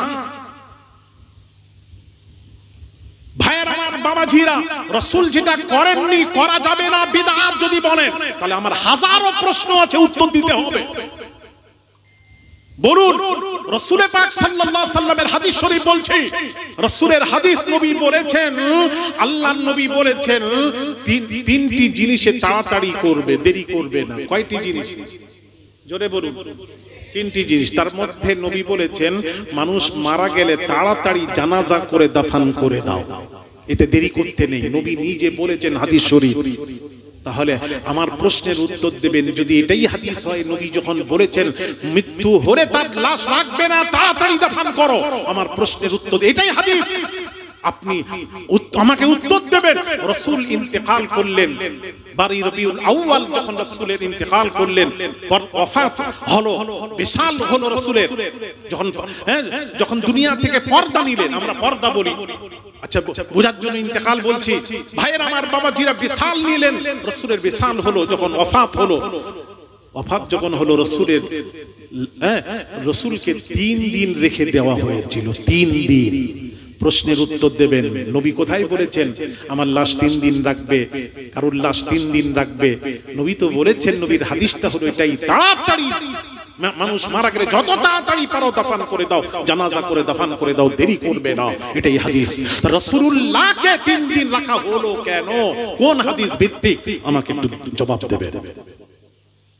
যাক, আমার অনেক এখন প্রশ্নে হাতে নিয়ে বসে আছি উত্তর, কথা বুঝতে পেরেছেন? তাহলে বোঝা গেল, হ্যাঁ বাবাজি, রাসূল যেটা করেননি, করা যাবে না, এটা নয়। আপনারা এক শ্রেণীর উলামারা বলছেন এটা হাদিস থেকে প্রমাণিত। রাসূল কি বলেছেন জানেন? এই যে জাশ্নে জুলুস আমি করি, নিজে করি, আপনি আমাকে বেরেলি বলুন, চা বলুন, বলুন, অসুবিধা নেই, দুনিয়াবাসী যত বলবে অসুবিধা নেই, আমি নবীর ঝান্ডা বালান করব, অসুবিধাতে কেউ পৃথিবীতে কে বলছে আমি নারায়ে রিসালাত বলবো, নারায়ে হায়দারি বলবো, অসুবিধা নেই। আমি পীর সাহেবের নারা হচ্ছে, সিলসিলার নারা হচ্ছে, হ্যাঁ একটা জায়গার নারা হচ্ছে, আর রাসূলুল্লাহর নারা হবে না, যার ওসিলায় কুল কায়নাত সৃষ্টি। এবার কোন দেশের কথা? হ্যাঁ, এটাও যদি প্রশ্ন করেন, যারা প্রশ্ন করবেন নবী সম্পর্কে, ভাববেন এদের ঈমান এখনো দুর্বল, কমজোর ঈমান, ঠিক কি না? জোরে বলেন। কমজোর ঈমান যারা হবে, তারা রাসূল সম্পর্কে প্রশ্ন করতে থাকবে, প্রশ্ন করতে থাকবে। অনুরোধ করি, সব জায়গায় প্রশ্ন করেন, রাসূল সম্পর্কে প্রশ্ন করবেন না, করবেন না, করবেন না, অনুরোধ করছি। হায় হায় হায় ভাইরা আমার, বাবাজিরা, হ্যাঁ শোনা, কটা কথা বলবো। রাসূল পাক সাল্লাল্লাহু আলাইহি সাল্লাম, দাঁড়ান, আমি আগে বলে দিই যে সেই রাসূলুল্লাহর মিলাদ পালন করবেন, জাশ্নে জুলুস করবেন। এবার যদি কেউ বলে আপনি করছেন কেন, নিষেধ করবেন যে তাকে দলিল দিতে হবে, চলবে না, দলিল দেন। দুটো জিনিস আছে, মা আতাকুমুর রাসূলু ফাখুযুহু ওয়া মা নাহাকুম আনহু ফান্তাহু। আল্লাহ বলছে রাসূল যেটা দিয়েছেন গ্রহণ করো, রাসূল যেটা নিষেধ করেছেন বর্জন করো। দুটো জিনিস, তার আদেশ করতে হবে, নিষেধ বর্জন করতে হবে। তো রাসূলুল্লাহ নিষেধ কোথায় আছে দেখা। রাসূল বলেছেন জশ্নে জুলুস করা যাবে না। জুলুস মানে হেঁটে হেঁটে আমরা যাচ্ছি রাস্তায়, একসাথে যাচ্ছি, হাতে ঝান্ডা নিয়ে একটু গজল পড়ছি নবীর সামনে, চলবে নাটা কোথায় দেখাতে হবে। এটা শরীয়ত অবৈধ কাজ কি আছে এর মধ্যে আপনাকে বলতে হবে। হ্যাঁ, যদি আপনি জশ্নে জুলুস করতে গিয়ে নামাজ কাজা করেন সেটা অবৈধ, সেটা চলবে না। ডিজে বাজান, জোরে এমন বাজান অন্য অপরের কষ্ট হচ্ছে, এটা হলো নিষিদ্ধ। এইরকম জুলুস করতে হবে না, জশ্ন মানাতে হবে না, এমন করুন কাউকে কষ্ট না হয়। এইরকম ভাবে যদি জুলুস করে আসেন, নামাজ কাজা না হয়, তাহলে ঠিক আছে। নবীর শানে গজল পড়ুন, ঘুরে আসুন। মুহাম্মদ কা কলমা সুনাতে চলো, अहमद अहमद का डंका बजाते चलो, अहमद अहमद का डंका बजाते चलो, हाथों में लिए झंडा आगे बढ़ो, नारे अहमद का तुम सब लगाते चलो। नबी नारा लगान, নারায়ে রিসালাত ইয়া রাসূলুল্লাহ। রিসালাতের নারা দেবেন না তো কার নারা দেবে? আল্লাহ বলছেন বান্দারে নারায়ে তাকবীর আল্লাহু আকবার, ওটা আমার হচ্ছে। যেখানে রাসূল নেই সেখানে আমি আল্লাহ নেই। চ্যালেঞ্জ থাকলো আমার ও আপনাদের এলাকাবাসীদেরকে বলছি, যেখানে আল্লাহর রাসূল নেই সে ইবাদত হতে পারে না। ইবাদতের জন্য শর্ত হলো মুস্তাফা থাকা। সুবহানাল্লাহ। নারায়ে তাকবীর, নারায়ে রিসালাত, নারায়ে রিসালাত। রাসূল আল্লাহর নারা দিচ্ছেন আর পীর সাহেবের নারা হচ্ছে, আর নবীর নারা দেবেন না। আল্লাহ বলছেন যেখানে নবী নেই সেখানে আমি নেই। আপনি নবীকে চিনেছেন? একটু বলবো, আর একটু বলবো, একটু সময় আমাকে দিতেই হবে, আমি নেব সময়। কি না আপনারা চাচ্ছেন না তাড়াতাড়ি খাবার? এলাকাবাসী একটু শোনেন, একটু শোনা। আমি কোরআন হাদিসের বাইরে যাব না। বুখারী শরীফ খুলুন, বুখারীর হাদিস বলছে রাসূলুল্লাহ সাল্লাল্লাহু আলাইহি ওয়াসাল্লাম মক্কায় মিনাতে দাঁড়িয়ে সাহাবীদের সামনে কি বললেন জানেন? আইয়ু বালাদিন হাযা, এটা কোন শহর? এদিকে আমাদের লক্ষ্য করুন, এই হাদিসটা শুনে নিন, বুঝতে পারবেন রাসূলের শান মাকাম। আইয়ু বালাদিন হাযা, এটা কোন শহর? তখন সাহাবীরা জানেন মক্কা। আমি যদি বলি কোন গ্রামে বসে আছেন, আমি যদি বলি প্রশ্ন করি, আপনারা কি উত্তর দেবেন? মহিষপুকুর। এটা তো সবাই মহিষপুকুরে। সাহাবীরা জানেন মক্কায় দাঁড়িয়ে আছেন মিনাতে, ওটা মক্কা, ওটা মক্কায় দাঁড়িয়ে আছেন। সাহাবীরা উত্তর দিতে পারতেন এটা মক্কা, উত্তর দিলেন না। কি বললেন? উত্তরের জায়গায় বললেন, এদিকে তাকান, সাহাবীদের আকীদা দেখুন, আল্লাহু ওয়া রাসূলুহু আ'লাম। এটা কোন শহর আল্লাহ তার রাসূল ভালো জানেন। তাহলে সাহাবীদের আকীদা ছিল আল্লাহও জানেন রাসূলও জানেন। আর আমাদের মৌলবীরা কিছু খালি পড়ে আছে। কে মৌলবী কি আসলে কেউ মুফতি মাথায় ঢুকিয়ে দেয়। এক একটা পোকা যখন ঢুকে যায়, সেই পোকা বের করানো মুশকিল। এই পোকা ঢুকিয়ে দেয়, এই ইলমে গায়েব নবী জানেন, চলবে না। আচ্ছা, আমার সামনে একটু বলুন না, আসুন আমি একটু কথা বলি। আচ্ছা আইয়ুব, ভাইরা আমার বাবাজিরা, গায়েবের খবর রাসূল জানেন না। যদি সাহাবীদের আকীদা ছিল রাসূল সব জানেন, রাসূলের কাছে কোনো জিনিস লুকানো নেই। হাদিস নেবেন, দলিল দিয়ে আমি কবর দিয়ে দেব, মাটির দরকার হবে না, এত দলিল আমার কাছে আছে। এত দলিল আছে, একটা দুটো নয়, কোরআন হাদিস থেকে আমি বলছি। ভাইরা আমার বাবাজিরা, কি বলছেন? সকালে কি হবে? তোর সামনে এসে কথা বলো না, বাপ আমার বেরেলি। আমি তো বলছি এখানে তো লড়াই করতে আসিনি আমি। হ্যাঁ, সামনে এসে বলো বেরেলি বলছে। বেরেলি, বেরেলি কি? বেরেলি তো একটা জিনিস, একটা জায়গার নাম। আবার বেরেলি কি? বেরেলি একটা জায়গার নাম। আমি বেরেলি কেন বলবেন? আমাকে বলতে হবে মেদিনীপুরি। ফুরফুরার একটা জায়গার নাম ফুরফুরাবি। বেরেলির সাথে কি আপনি নিসবত করছেন কেন? কে বেরেলি? আহলুস সুন্নাহ ওয়াল জামাত কারা? বেরেলি টেরেলি ফুরফুরা টুরফুরা নয়। আহলুস সুন্নাহ ওয়াল জামাত কারা? হাদিসকে সামনে রেখে কথা বলুন ভাইরা আমার। সাতাফতারি উম্মাতিন আলা 73 মিল্লাতান কুল্লুহুম ফিন নার ইল্লা মিল্লাতান ওয়াহিদা। ক্বালু মান হিয়া ইয়া রাসূলুল্লাহ সাল্লাল্লাহু আলাইহি ওয়াসাল্লাম? ক্বাল মা আনা আলাইহি ওয়া আসহাবি রাওয়াহু তিরমিজি। হাদিসে তিরমিজি, হাদিসের সনদ সহিহ। নবীজি বললেন আমার উম্মতের মধ্যে 73 দল হবে, 72 যাবে জাহান্নামে, এক দল যাবে জান্নাতে। সাহাবীরা আরজ করলেন ইয়া রাসূলুল্লাহ, ওই জান্নাতি দলটা কোন দল? সবাই তো দাবি করবে ওটা আমরা, ওটা কোন দল? নবীকে প্রশ্ন করা হলো, নবী উত্তর দিচ্ছেন, এই ছেলেরা, কারা সুন্নি শোনো ভালো করে। সুন্নি কারা? কি বেরেলির সাথে যুক্ত করছো? নবীর উত্তরটা শুনেন, মা আনা, আনা মানে আমি, মা আনা আলাইহি ওয়া আসহাবি, যে আমাকে মানলো। নবী বলছেন যে আমাকে মানলো, মানলো নয় মানার মতো মানলো, আমার সাহাবীদেরকে আহলে বাইতকে মানার মতো মেনে নিল। এই দলটির নাম হলো নাজিয়া, নাজাত প্রাপ্ত দল। এই দলটির নাম হলো আহলুস সুন্নাহ ওয়াল জামাত। এই দলটি যাবে আল্লাহর জান্নাতে, জান্নাতে, জান্নাতে। নারা তাকবীর, নারা রিসালাত, নারা রিসালাত, নারা হায়দারি। আমি দুনিয়ার তো অনেক জায়গায় ভ্রমণ করেছি, অনেক দেশ গেছি, আল্লাহ নিয়ে গেছেন, কিছু দেশ গেছি বাইরে, কিন্তু কোথাও আপনি বেরেলি সবাই জানে না। বেরেলি কে? বেরেলি ফুরফুরাবি বললে কেউ জানবে না, দেওবন্দি বললে জানে না। হ্যাঁ, কিন্তু ওখানে সব সুন্নি।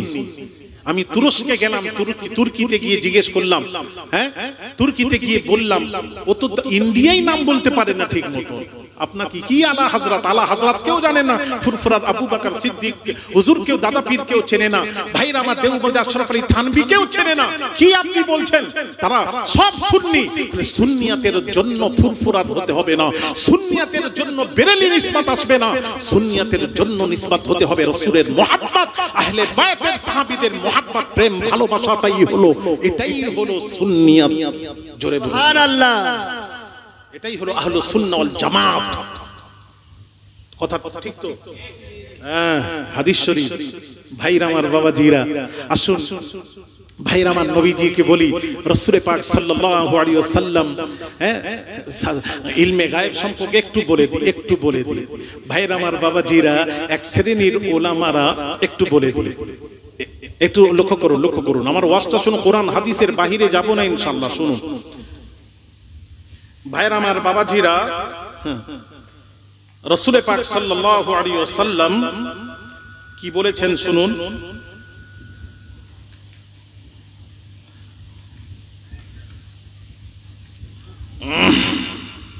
দুরূদ শরীফ, আল্লাহুম্মা সাল্লি আলা সাইয়্যিদিনা মাওলানা মুহাম্মদ ওয়া আলা আলি সাইয়্যিদিনা মাওলানা। तोरे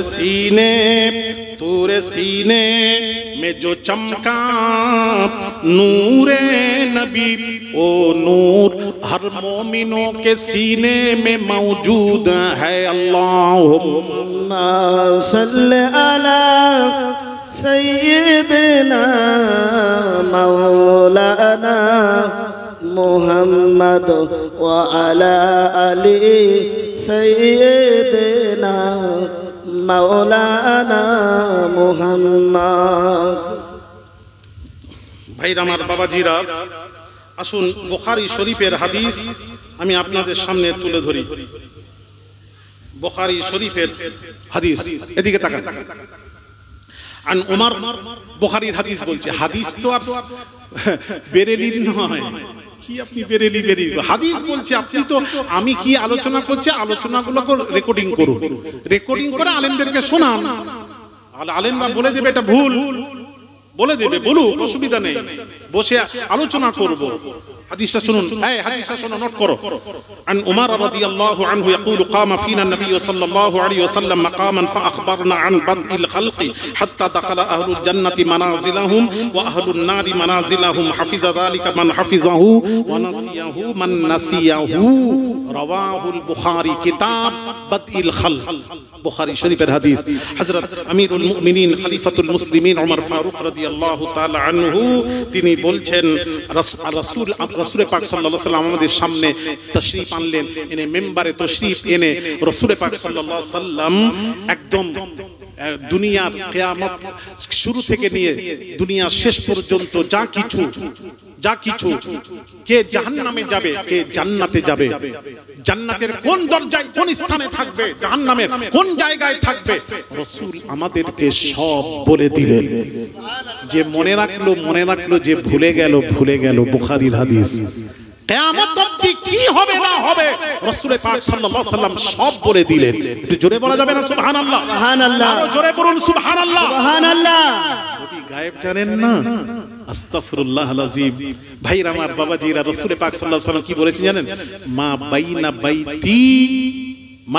বাইনা কবরি ওয়া মিম্বারি রাউযাতুম মির রিয়াজিল জান্নাহ। আমার কবর আর রিয়াজুল জান্নাতের যে জায়গাটা ওটা হলো রিয়াজুল জান্নাত, মসজিদুন নববীর মেম্বারটা, রিয়াজুল জান্নাত যে মেম্বারটা, এই জায়গাটা জান্নাতের টুকরো, জান্নাতের বাগান। এটা কখন বললেন? নবী জীবদ্দশায়। রাসূল জীবদ্দশায় কবরের কথা উল্লেখ করলেন। আমার কবর কোথায় হবে এটাও রাসূলুল্লাহ বলে দিলেন সাল্লাল্লাহু আলাইহি ওয়াসাল্লাম। সুবহানাল্লাহ, সুবহানাল্লাহ। নবী গায়েবে জানলেন না, তাহলে কি করে কবর? এখনো তো ইন্তেকাল করেননি, মৃত্যুর পর তো কবর হয়।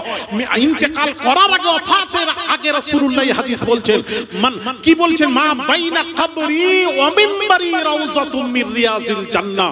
আমার কবর বলছেন মা বাইনা কবরি, আমার কবর আর মেম্বার, মসজিদুন নববীর মেম্বার থেকে নিয়ে আমার কবর পর্যন্ত এই জায়গাটা রিয়াজুল জান্নাত, জান্নাতের টুকরো। এটা পৃথিবীর কোন জমিনের অংশ নয়, এটা সরাসরি বেহেশতের অংশ। সুবহানাল্লাহ। নারা তাকবীর, নারা রিসালাত, নারা রিসালাত, নারা হায়দারি, নারা তাকবীর, নারা রিসালাত। ভাইরা আমার, বাবাজিরা, রাসূল পাক সাল্লাল্লাহু আলাইহি ওয়াসাল্লাম কি বলছেন একটু শুনুন। রাসূল পাক সাল্লাল্লাহু আলাইহি ওয়াসাল্লাম একদিন, বুখারীর হাদিস, একদিন সাহাবীদের মাঝে বসে বলছেন, সালুনি আম্মা শি'তুম। তিনবার বললেন, সালুনি আম্মা শি'তুম, সালুনি আম্মা শি'তুম। নবী বললেন, এই সাহাবীরা, আজকে তোমাদের যার যা কিছু প্রশ্ন থাকে আমি রাসূলুল্লাহকে প্রশ্ন করো, তোমাদের প্রশ্নের উত্তর আমি রাসূলুল্লাহ দিয়ে দেব। সুবহানাল্লাহ। যা প্রশ্ন আছে করো, আমি উত্তর দেব। এর দ্বারাই কি বোঝা গেল? রাসূল জানেন না, তাই তো না? আপনারা বলুন না, শিক্ষিত জ্ঞানী। হাদিস বলছি, বুখারীর হাদিস। বেরেলি বলবেন না, আমি মেদিনীপুরি। সালুনি আম্মা শি'তুম। এই সাহাবীরা যার যা প্রশ্ন থাকে করো, উত্তর দেব। তার মধ্যে একজন উঠে বলল, ইয়া রাসূলুল্লাহ, ইয়া হাবিবাল্লাহ, হুজুর, আমার পিতার নাম কি? একটু বলতে পারবেন? সে তো মনে মনে করছে আমাকেই চেনে না, আমার বাপের নাম নবী কি করে বলবেন? আচ্ছা বলুন তো, আমার বাপের নাম কি? নবী বললেন, ক্বালা আবুকা হুযাফা, তোর বাপের নাম হলো হুযাফা। জোরে বলুন সুবহানাল্লাহ। সে তো আশ্চর্য হয়ে গেল, ইয়া রাসূলুল্লাহ, আপনি আমাকে চেনেন না, আমার বাপের নাম বলে দিলেন। তখন সাহাবীর আকীদা হয়ে গেল যে রাসূলের কাছে কোনো জিনিস লুকানো নেই। সুবহানাল্লাহ। এবার আসুন, আরেকজন ছিল বসে, তিনি বললেন, আমাকে লোকেরা জারজ সন্তান বলে, অবৈধ সন্তান, হারামি সন্তান। তাহলে এটাও আমি একটু মাসলা হাল করে নিই। দাঁড়িয়ে বললেন, ইয়া রাসূলুল্লাহ, আমি কি আসলে কি জারজ সন্তান? আমি কি হারামি সন্তান? আমি কি আমার বাপের নয়? প্রশ্ন, এটা তো গায়েবের খবর। আরে ওর মায়ের কাছে কে আসতো না আসতো, এ কি নবী কি প্রেজেন্ট ছিলেন? বলে দিবেন, ভালো করে বোঝেন, ওয়াজ বোঝেন, বেরেলি টেলেরি জোড়াবেন না, অনুরোধ করছি। আমি হাদিস বলছি, আমার হাদিসকে রাদ করার জন্য আরেকটা হাদিস এনে রাদ করতে হবে। গায়ের জোরে কথা বলে মানুষকে বোঝাবেন না। আপনাদেরকে বোঝাতে গেলে আপনারা বলুন, হ্যাঁ মুফতি সাহেব, আপনি কোন দলিল নিয়েছে দিন। দেন রাসূল বলেছেন, আমি রাসূল বলেছেন, হ্যাঁ আমি এসব কিছু জানি না। তাহলে কিছু জানি না তো কিয়ামত হবে, সবকিছু কিয়ামতের আলামত সবকিছু রাসূল বলে দিলেন। কি করে বললেন, কি করে বললেন? রাসূল কবরের কাছ দিয়ে যাচ্ছেন, দুই কবরে আযাব হচ্ছে, আযাব হচ্ছে, খেজুর ডাল পুঁতে দিলেন, আযাব হচ্ছে। আযাবটা কি কারণে হচ্ছে কারণটাও বলে দিলেন। আযাবটা কি কারণে হচ্ছে কারণটাও বললেন। একজন পেশাবের ছিটা থেকে বাঁচতো না আর চুগলখড়ি করত, তখন তো রাসূল ছিলেন না। সেই উম্মতের কাছে যখন চুগলখড়ি করত, সে পেশাবের ছিটা থেকে বাঁচতো, রাসূল তাদের কাছে প্রেজেন্ট ছিলেন না, আমাদের সকলের কাছে প্রেজেন্ট নেই। তাহলে কি করে বললেন, কি করে বললেন পেশাবের ছিটা থেকে বাঁচতো না, চুগলখড়ি করত, তাই যার কারণে আযাব হচ্ছে, কারণটাও আযাবের কারণটাও বলে দিলেন। সুবহানাল্লাহ। বেশক রাসূল সব জানেন কি জানেন না? জানেন, জানেন। আরো আসতে বলুন, জানেন কি জানেন না? জানেন। এনারা কথাই বলবেন, এনারা বলছেন আলী আসকার সাহেব আপনি তো বেরেলি, আমরা জানি, যতই বলেন আপনার কথায় হ্যাঁ না বলবো না। এই পাশে এই ছেলেগুলা তো বুঝতে পারছে, জ্ঞানী ছেলে, শিক্ষিত ছেলে। ভাইয়ের আমার, বাবাজিরা, হ্যাঁ কি প্রশ্ন ছিল? আমি অবৈধ, আমি কি আমার বাপের? এটা তো গায়েবের প্রশ্ন, সব গায়েবের খবর। নবী কি উত্তর দিচ্ছেন? উত্তরটা নবী বলতে পারতেন। তোর মায়ের কাছে কে আসতো যে তো আমি কি রাসূল ছিলাম? আমি বলবো এসব কি প্রশ্ন? নবী প্রশ্নের উত্তর দিচ্ছেন, আবুকা সালিমুন মাওলা শাইবা, শাইবার আজাদ কারদা গোলাম, তার নাম হলো সালিম, তুই তার নুতফা থেকে, তুই আসলে তোর বাপের নয়, তুই অবৈধ সন্তান। সুবহানাল্লাহ।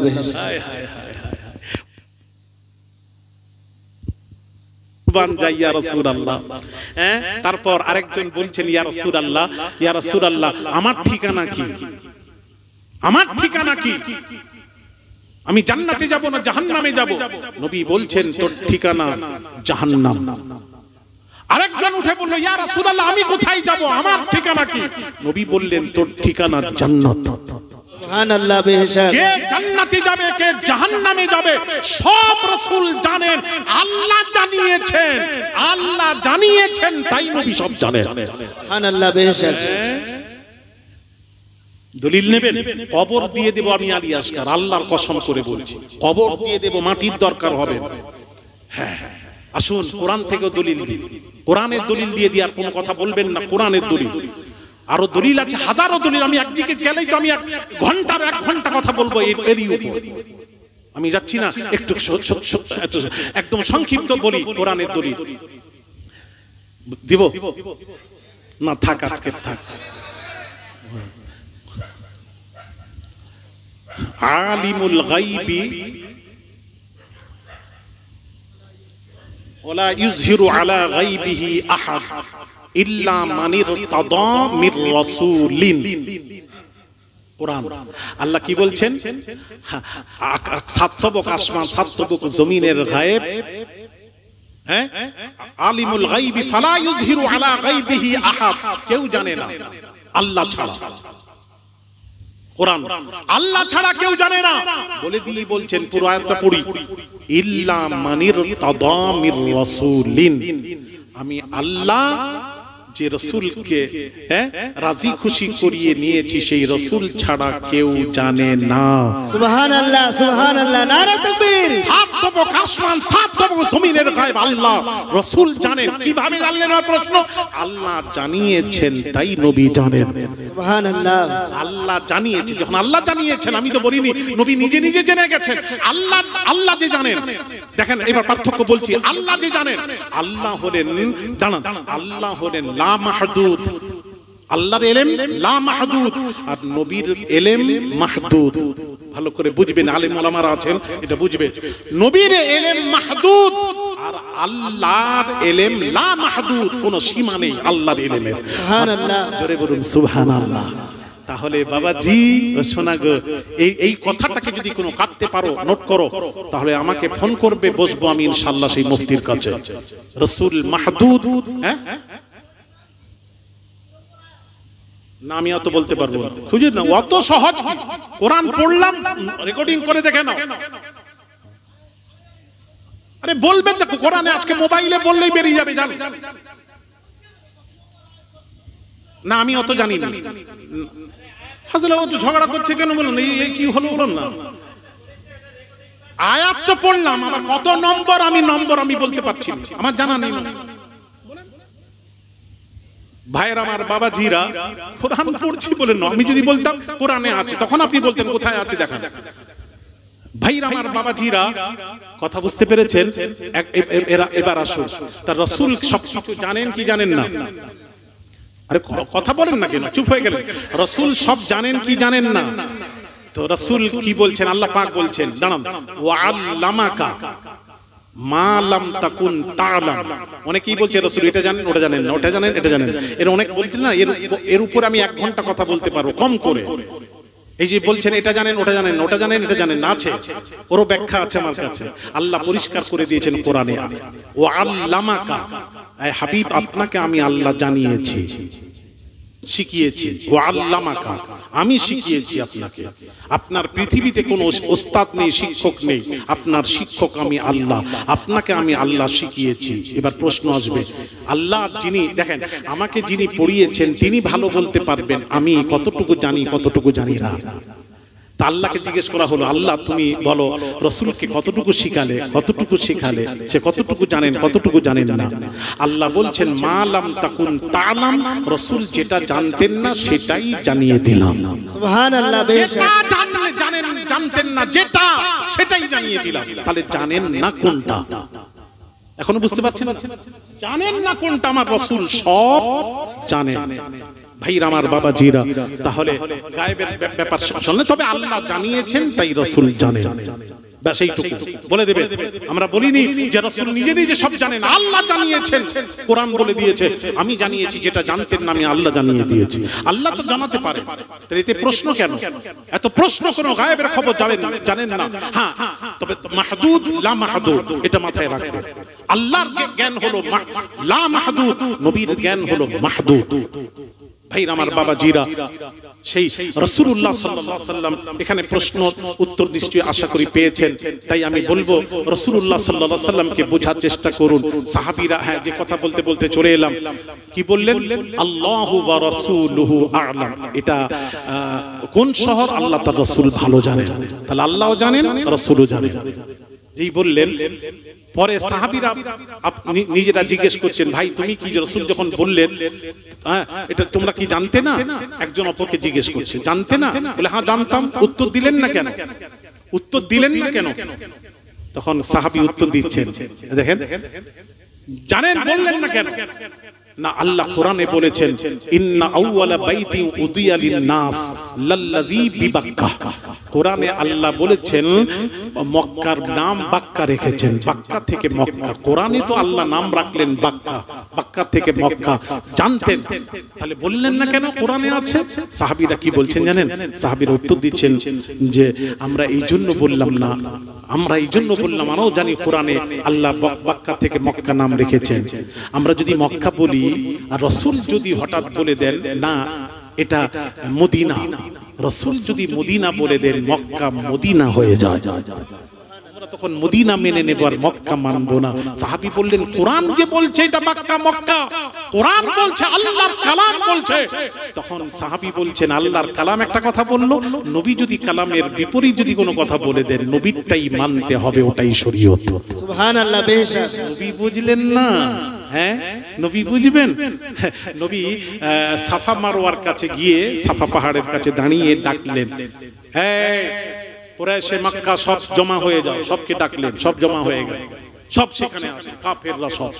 নবী ডেকে বলল, এই কুরাইশ মক্কা পাহাড়ের অপোজিটে শত্রু পক্ষ আছে, তোমাদের উপর হামলা করবে। শত্রু, ব্যাস এইটা বলে আমি শেষ করব।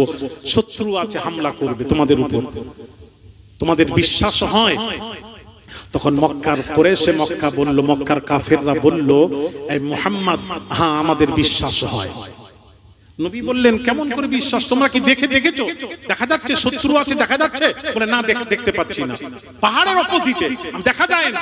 তাহলে দেখতে না শত্রুকে, না দেখে বিশ্বাস করে বলে তখন তারা বললেন আমার তুমি ছোট থেকে বড় হয়েছো, তোমাকে জীবনে তোমাকে সত্য ছাড়া মিথ্যা বলতে কখনো শুনিনি। তুমি যখন বলতো সত্য, ওখানে শত্রু আছে, তোমার কথায় বিশ্বাস করে নিলাম শত্রু হয়ে যাচ্ছে, তুমি মিথ্যা বলতে পারো না। বোঝা যাচ্ছে? আর তখন নবী দেখলেন আমার প্রতি এত বিশ্বাস হয়ে গেছে, তখন বললেন আল্লাহু আহাদ, আল্লাহ বিশ্বাস করো। নবী বললেন আল্লাহকে দেখেছো? না দেখিনি। না দেখে বিশ্বাস করলে কি করে আল্লাহ এক? আল্লাহ এক বিশ্বাস করলে কি করে? তখন তারা আবার উত্তর দিচ্ছে, এই মুহাম্মদ তুমি ছোট থেকে আমার কাছে বড় হয়েছো, কখনো জীবনে সত্য ছাড়া মিথ্যা বলতে শুনিনি। তুমি যখন বলছো আল্লাহ এক, আমরা আল্লাহ এক মেনে নিলাম। সুবহানাল্লাহ। এবার আসুন, আল্লাহ যে এক এটা খবর দিচ্ছেন, আল্লাহ এক এটা খবর। আর দেনেওয়ালা যিনি দিচ্ছেন তিনি হলেন, তাকে বলা হয় মুখবির, আরবিতে মুখবির বলা হয়। খবর দেনে ওয়ালা, ভালো করে বুঝবেন এখানে, এটা বুঝে নিন। খবর দেনে ওয়ালা, খবর দিচ্ছেন কে? রাসূল পাক সাল্লাল্লাহু আলাইহি ওয়াসাল্লাম। খবরটা কি? আল্লাহ এক, দেনে ওয়ালা মুহাম্মদ। তাহলে আপনারা বলুন, যারা বলল আল্লাহ, নবী বললেন আল্লাহ এক, যারা মেনে নিল তারা আগে কাকে মানলো? আল্লাহকে না নবীকে? নবীকে যদি তারা না মানতো, ভালো করে বুঝবেন, না মানতো, তখন তারা বলতো হে নবী যতই বলো আমরা মানছি না। তাহলে ওরা নবীকে এত মেনে নিয়েছে যে ছোট্ট থেকে নবী বড় হয়েছেন, সত্য ছাড়া মিথ্যা বলেননি। তিনি যখন বলছেন তিনি মিথ্যা বলতে পারে না, তার উপর এত গাঢ় বিশ্বাস, এত বিশ্বাস তাকে, তার উপর এই বিশ্বাস জন্মে গেছে। তখন তারা বলল মুহাম্মদ তুমি যখন বলছো মেনে নিলাম। তাহলে আগে তারা কাকে মানলো? তাহলে আল্লাহকে মানার আগে, খবরটাকে মানার আগে মানতে হবে মুখবিরকে, যিনি খবর দিচ্ছেন। আগে রাসূলকে মানতে হবে, রাসূলকে মানার পর আল্লাহকে মানবেন সেই মুসলমান। সুবহানাল্লাহ। নারা তাকবীর, নারা রিসালাত, নারা হায়দারি। কিসের ঝগড়া করছেন? কোরআন সূরা ইখলাস পড়ুন, কুল হুয়াল্লাহু আহাদ। কুলটা কি? কুলটা তো আমার সিগা কুল, হে নবী বলে দিন। এটা আল্লাহ নয়, হে নবী বলে দিন। রিসালাতের জবানে মুবারক থেকে বলাচ্ছেন, রিসালাতে মা সাল্লাল্লাহু আলাইহি ওয়াসাল্লাম তিনি বলছেন, বললে ওয়ালা রিসালাত, যেটা বলছেন তাওহীদ, আল্লাহ এক, ওটা তাওহীদ। ভাইয়েরা আমার, বাবাজিরা, তাহলে আল্লাহ এক। কোরআনে দেখবেন আগে কুল, হে নবী আপনি বলে দিন, আপনি বলে দিন। তাহলে আল্লাহকে কোন, শুনুন একটা কথা বলে দিই, কোন গায়ের মুসলিম, গায়ের কম, সে যদি ইসলাম কবুল করতে চায়, আল্লাহকে এক মানার পরও, মুহাম্মদকে আল্লাহ রাসূল মানার পরও সে কাফের থাকবে, মুসলমান হতে পারবে না। মুসলমান হতে গেলে বিবেক বলেছে আল্লাহ এক, বিবেকের দ্বারা আল্লাহকে এক মেনেছেন, মুহাম্মদকে আল্লাহ রাসূল মেনেছেন, তারপরও কাফের থাকবেন, মুসলমান হতে পারবেন না। মুসলমান হতে গেলে শর্ত হলো মুহাম্মদ সাল্লাল্লাহু আলাইহি ওয়াসাল্লাম বলেছেন আল্লাহ এক। মুহাম্মাদের বলাতে আল্লাহকে এক যে মানলো, মুহাম্মদ বলেছেন আমি হলাম আল্লাহর রাসূল, নবী বলেছেন নবীর কথাই নবী মুহাম্মদকে আল্লাহর রাসূল মেনেছে, তবেই সে মুসলমান। তাহলে কাকে আগে মানতে হবে? আস্তে বলুন, ঈমান চলে যাবে, আপনারা ভয় নবী সাল্লাল্লাহু আলাইহি ওয়াসাল্লাম। তাহলে নবীকে আগে মানতে হবে। এটা যদি কেউ বলে দেয়, অসুবিধাটা বোঝার ভুল, আলেমরা বুঝতে পারে না, হই আল্লাহর আগে নবীকে মেনে নিল, ঈমান আনবে, নবীর উপর ঈমান আনবে, এটা কেমন কথা? হায় আরে, নবীর উপর ঈমান না আনলে আল্লাহর কাছে যাবেন কোথা থেকে? আল্লাহর কাছে যেতে গেলেই তো আল্লাহ বলেছেন কুল ইন কুনতুম তুহিব্বুনাল্লাহ ফাত্তাবিউনি ইউহিব্বুকুমুল্লাহ। নবীর ইত্তিবা করবে তবেই ইউহিব্বুকুমুল্লাহ, নবীর অনুসরণ অনুকরণ করবে প্রত্যেক কাজে, ইউহিব্বুকুমুল্লাহ, আমি আল্লাহ রাজি খুশি হয়ে যাব। সুবহানাল্লাহ, সুবহানাল্লাহ। রাসূল যেখানে নেই সেখানে আল্লাহ নেই। জোরে বলুন, রাসূল যেখানে নেই সেখানে আল্লাহ নেই। সেটা ইবাদত হতে পারে না, পারে না। আপনি বলুন নামাজ কার? বলুন ইবাদত, নামাজটা হলো শ্রেষ্ঠ ইবাদত, আফজালুল ইবাদাতু ইবাদাতুস সালাহ। নামাজে দাঁড়ান, আল্লাহু আকবার, আল্লাহর গুণগান, সবকিছু আল্লাহর গুণগান করলেন। রুকুতে গেলেন আল্লাহর তাসবিহ করলেন, আল্লাহর গুণগান করলেন, সাজদায় গেলেন গুণগান। এবার তাহিয়াতে যখন বসেছেন আল্লাহ বলছেন বান্দারে তোরা কি নামাজ, তোদের নামাজটাকে আমি কবুল করাতে চাস? তোদের নামাজটাকে কবুল করাতে চাস? বান্দা বলতে থাকে আল্লাহ কবুল করাতে চাই। আল্লাহ বলছেন এতক্ষণ আমার গুণগান হলো, এবার তাহিয়াতে বসে আমার নামাজটাকে কবুল করাতে চাস, তাহলে তাহিয়াতে বসে আমার নবীকে একবার সালাম দে। সুবহানাল্লাহ সুবহানাল্লাহ। আত-তাহিয়াতু লিল্লাহি ওয়াস-সালাওয়াতু ওয়াত-তাইয়্যিবাত। আসসালামু আলাইকা আইয়ুহান নবী, ইয়া নবী সালামুন আলাইক। নবীকে সালাম দে। এখানে অনেক কথা আছে, আমি আর আগাবো না, অনেক কথা আছে, অনেক মজার কথা ছিল, যাচ্ছি না আমি। নবীকে সালাম দে, আসসালামু আলাইকা আইয়ুহান আজিজ, ইয়া নবী সালামুন আলাইক, নবীকে সালাম দে। তখন বান্দা বলছে আল্লাহ নামাজ অবস্থায় কাউকে তো সালাম দেওয়া যাবে না, এটাই তো তোমার আইন কানুন, এটাই তো তোমার কানুন, কাউকে দেওয়া যাবে না, দিলে নামাজির নামাজ হবে না। আল্লাহ বলছেন ওই কানুন কিয়ামত অবধি থাকবে। নামাজ অবস্থায় কাউকে কোনো পীর ওলি গাউস কুতুব আবদাল কাউকে সালাম দেওয়া যাবে না, দিলে নামাজ নষ্ট হয়ে যাবে। আর নামাজি শোন, নামাজ অবস্থায় আমার হাবিব মুস্তাফাকে সালাম না দিলে নামাজির নামাজ হবে না। সুবহানাল্লাহ। দে সালাম দে, আসসালামু আলাইকা আইয়ুহান নবী। নবীকে সালাম দেন। তারপর আল্লাহ বলছেন দরুদ পড়, আল্লাহুম্মা সাল্লি আলা মুহাম্মদ ওয়া আলা আলি মুহাম্মদ। মুহাম্মাদের উপর দরুদ পড়লে হবে না, তার বংশধরের উপর দরুদ পড়তে হবে। আল্লাহ বলছেন দরুদ পড়ে নে, তোদের দরুদ ও সালামের ওসিলায় তোদের নামাজটাকে আমি আল্লাহ কবুল করে নেব। সুবহানাল্লাহ। নামাজটাকে কবুল করায় দরুদ ও সালাম। সুবহানাল্লাহ। ভাইরা আমার, বাবাজিরা, এই জন্য জুমার দিন রাসূল পাক সাল্লাল্লাহু আলাইহি ওয়াসাল্লাম ফাকসিরু আলাইয়া মিনাস সালাতি ফি, জুমার দিন তোমরা আমি রাসূলুল্লাহর উপর বেশি বেশি দরুদ ও সালাম পাঠ করবে। অনেকেই দেখি জুমার দিন মসজিদে গিয়ে কোরআন তেলাওয়াত করে। আমি অনুরোধ করব জুমার দিন আফজাল আমল হলো, শ্রেষ্ঠ আমল হলো দরুদ শরীফ। কোরআন সেই দিনটা তখন পড়বেন না, অন্য সময় কোরআন তেলাওয়াত পড়ুন। যদি আপনি আধ ঘন্টা কোরআন পড়ুন, তাহলে আপনি 10 মিনিট কোরআন পড়ুন, 20 মিনিট দরুদ শরীফ পড়ুন। কেন? দরুদ, জুমার দিন শ্রেষ্ঠ আমল হলো দরুদ ও সালাম। আল্লাহ রাসূল বলেছেন হাদিস শরীফ। তাহলে বাবাজি সেই নবীর উপর দরুদ ও সালাম পাঠ করবেন। আশা করি সব উত্তর পেয়েছেন। উত্তর পাননি? আরেকটা কথা বলেন না, উত্তর পেয়েছেন। সেই নবীর উপর প্রশ্ন তুলবেন না। রসুল তো রসুল, আল্লাহর রসুল। অনেক কথা ছিল, এখানেই বক্তব্য শেষ করব।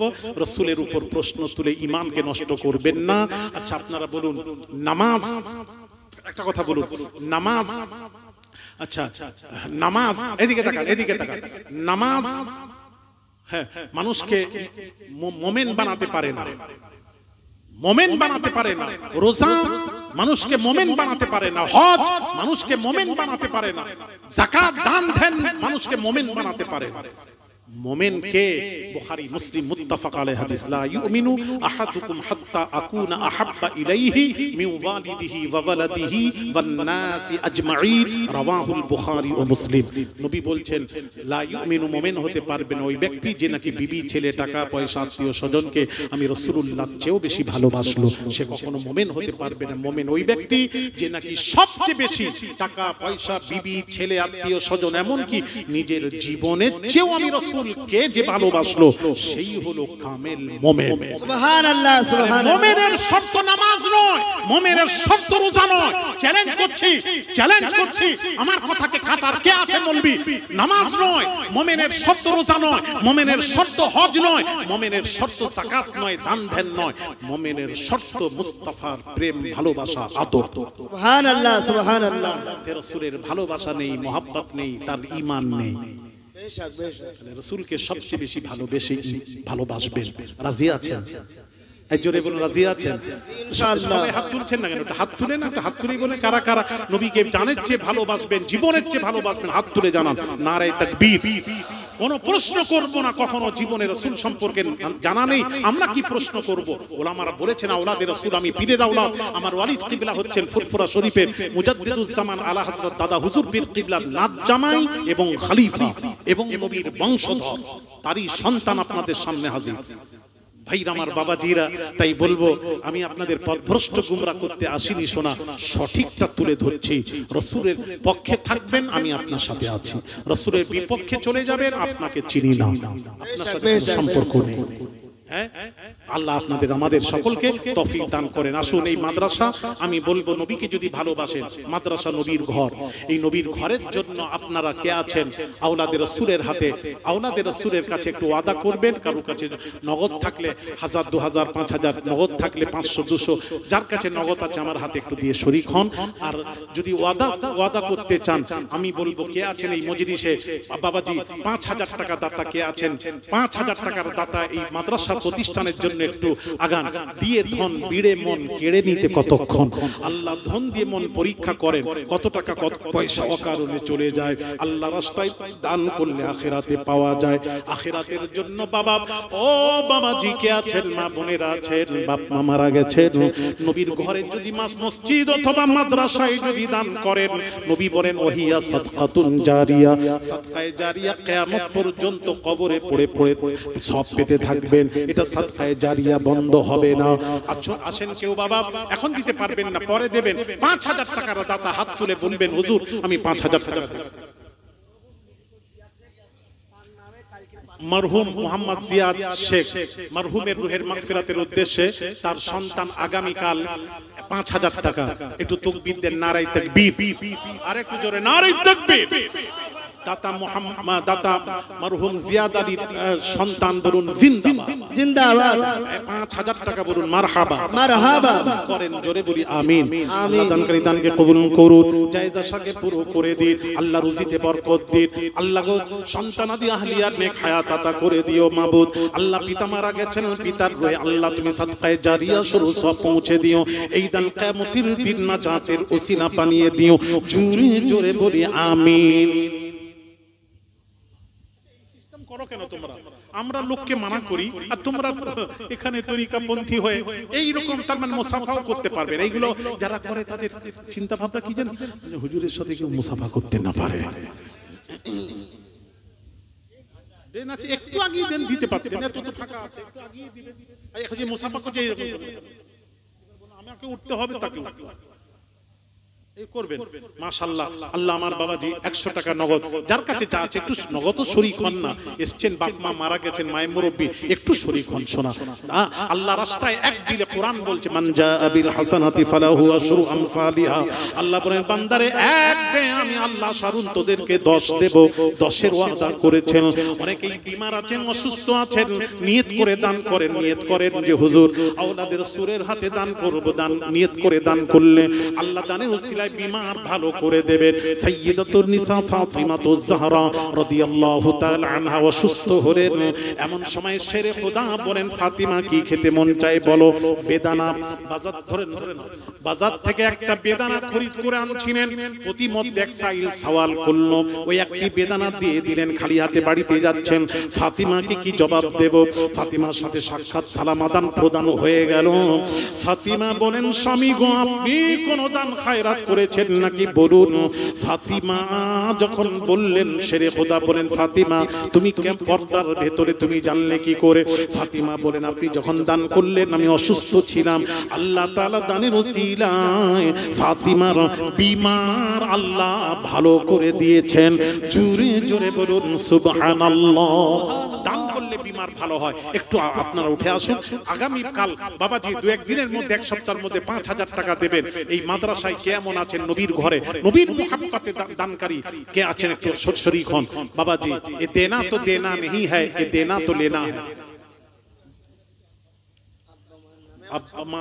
মারা গেছেন, তার রুহের মাগফিরাতের উদ্দেশ্যে 100 টাকা আরো 50 টাকা বাকি, আল্লাহ কবুল করে। আরেক 500 টাকা আরো 500 টাকা, আরেকজন 100 টাকা, আল্লাহ কবুল করুন। আল্লাহ জায়েজ আশাকে পুরো করে দিন, রুজিতে বরকত দিন, সন্তানাদি আহলিয়া নেক হায়াত আতা করে দিও মাবুদ। এই দান কিয়ামতের দিন নাজাতের ওসিলা বানিয়ে দিও। আরেকজন বাচ্চা ছেলে, আল্লাহ বাচ্চার এবং বাচ্চার পিতামাতার নেক হায়াত আতা করে দিও মাবুদ। আলেমে হাক্কানি হিসেবে গ্রহণ করে নিও মাবুদ। এই দান কিয়ামতের দিন নাজাত নাজাতের ওসিলা বানিয়ে দিও। একটা নেকির জন্য যখন জান্নাতে যেতে যদি না পারে এই দানটা আল্লাহ, তাহলে এই দানটা নেকির পাল্লায় দিয়ে নেকির পাল্লা ভারী করে জান্নাতে যাওয়ার ফয়সালা করে দিও। জোরে জোরে বলি আমিন। আল্লাহ কবুল করুন, কবুল করুন। মনের বাসনা রওজা ধারনা দেখায় মত দিও না। জোরে বলি আমিন। লা ইলাহা ইল্লাল্লাহ। জোরে লা ইলাহা ইল্লাল্লাহু মুহাম্মাদুর রাসূলুল্লাহ। আরেকজন 200 টাকা, আরেক বাচ্চা 200 টাকা, আরেকজন 100 টাকা। আল্লাহ কবুল করুন, আল্লাহ কবুল করুন। জায়েজ আশাকে পুরো করে দিন। আল্লাহ আত্মীয় স্বজন মায়ে মুরব্বি যারা মারা গেছেন দানকারীর, আল্লাহ তাদের রূহে সাদকায়ে জারিয়া স্বরূপ সওয়াব পৌঁছে দিও। এই দান কিয়ামতের দিন নাজাতের ওসিলা বানিয়ে দিও। জোরে জোরে বলি আমিন। দোয়া করদাম বদর গাহে ইলাহি হায়াত দৌলত ইলম তারাজি। জোরে বলি আমিন। মাশাআল্লাহ। আর কেউ আছেন বাবা 5000 টাকা বাবাজি পাক পাঞ্জেতানের নামে কে আছেন একটু বলুন তো দেখি। পাক পাঞ্জেতানের নামে পৃথিবীতে 5 জন হলেন পাক। শেরে খোদা, ফাতিমা, হাসান, হুসেন, আল্লাহর রাসূল, ইনাদেরকে বলা হয় পাক পাঞ্জেতান। এই পাক পাঞ্জেতানের মোহাব্বতের মানুষ এখানে কে আছে একজন দেখান তো দেখি। পাক পাঞ্জেতানের নামে নিয়ত করে 5000 টাকা এই প্রতিষ্ঠানের জন্য নিয়ত করেন। করেন না আপনি দিয়ে দেখুন, পরীক্ষা করুন কোরআন সত্য না মিথ্যা।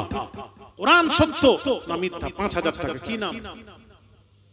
আবু হাসান মন্ডল। তাকবীর ধ্বনি দেন, নারায়ে তাকবীর। আর একটু জোরে নারায়ে তাকবীর। আবু হোসেন মন্ডল বলুন জিন্দাবাদ। কেন দিচ্ছেন আবু হোসেনকে? মূল্য আছে, 1 পয়সা মূল্য নিয়ে আপনি তাকবীর দিচ্ছেন। আর নারায়ে রিসালাত চলবে না বলছেন। নারায়ে রিসালাত চলবে না, চলবে না। দেখান, আপনারা দেখিয়ে দিবেন হাদিস থেকে যে নবী বলেছেন নারায়ে রিসালাত চলবে না। এই রকম হাদিস কোরআন থেকে একটা শব্দ দেখিয়ে দেবেন, তাহলে আমরা বন্ধ করে দেব। আমি সেদিনে সব জায়গায় বলবো বন্ধ করে দেব। মৃত শামসের গাজীর নামে একটা কোরআন শরীফ, একজিল কোরআন শরীফ আল্লাহ কবুল করেন। কোরআনে যত হরুফ আছে প্রত্যেক হরুফের পরিবর্তে 10টি করে নেকি আল্লাহ তার পিতার রূহে, আল্লাহ মায়ের মুরব্বির রূহে আল্লাহ তুমি পৌঁছে দিও। জোরে বলি আমিন। আরো জোরে বলি আল্লাহুম্মা আমিন। মুস্তাফা নামে এক ব্যক্তি তার পিতার রূহের মাগফিরাতের উদ্দেশ্যে 3000 টাকা। হ্যাঁ,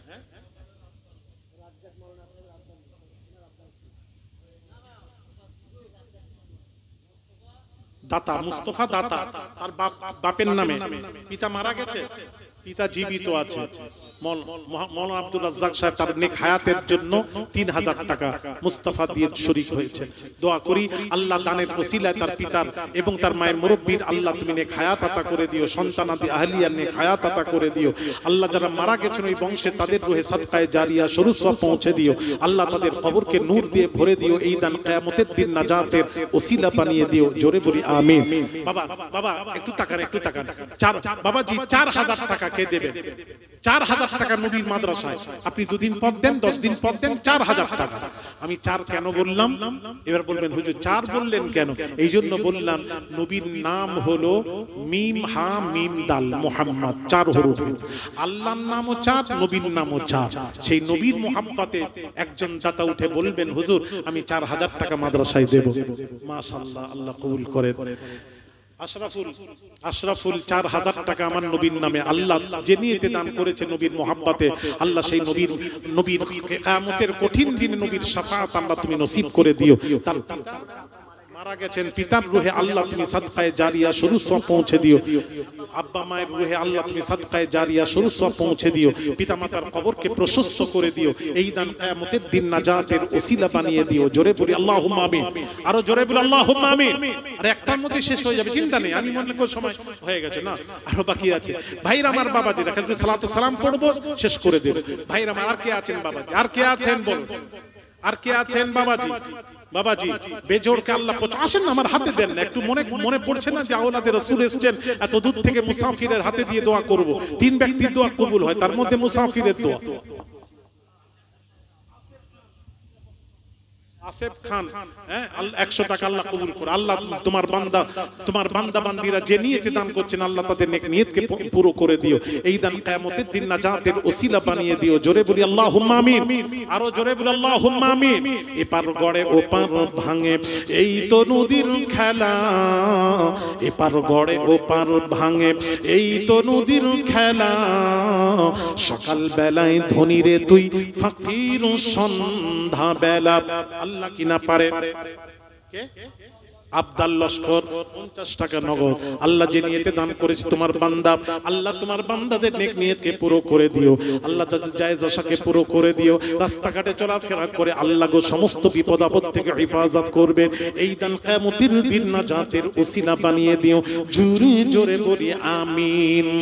আর নজর কাঁপ উঠেগি মাহশর के दिन, खौफ से हर कलीजा दहल जाएगा। बलगल उला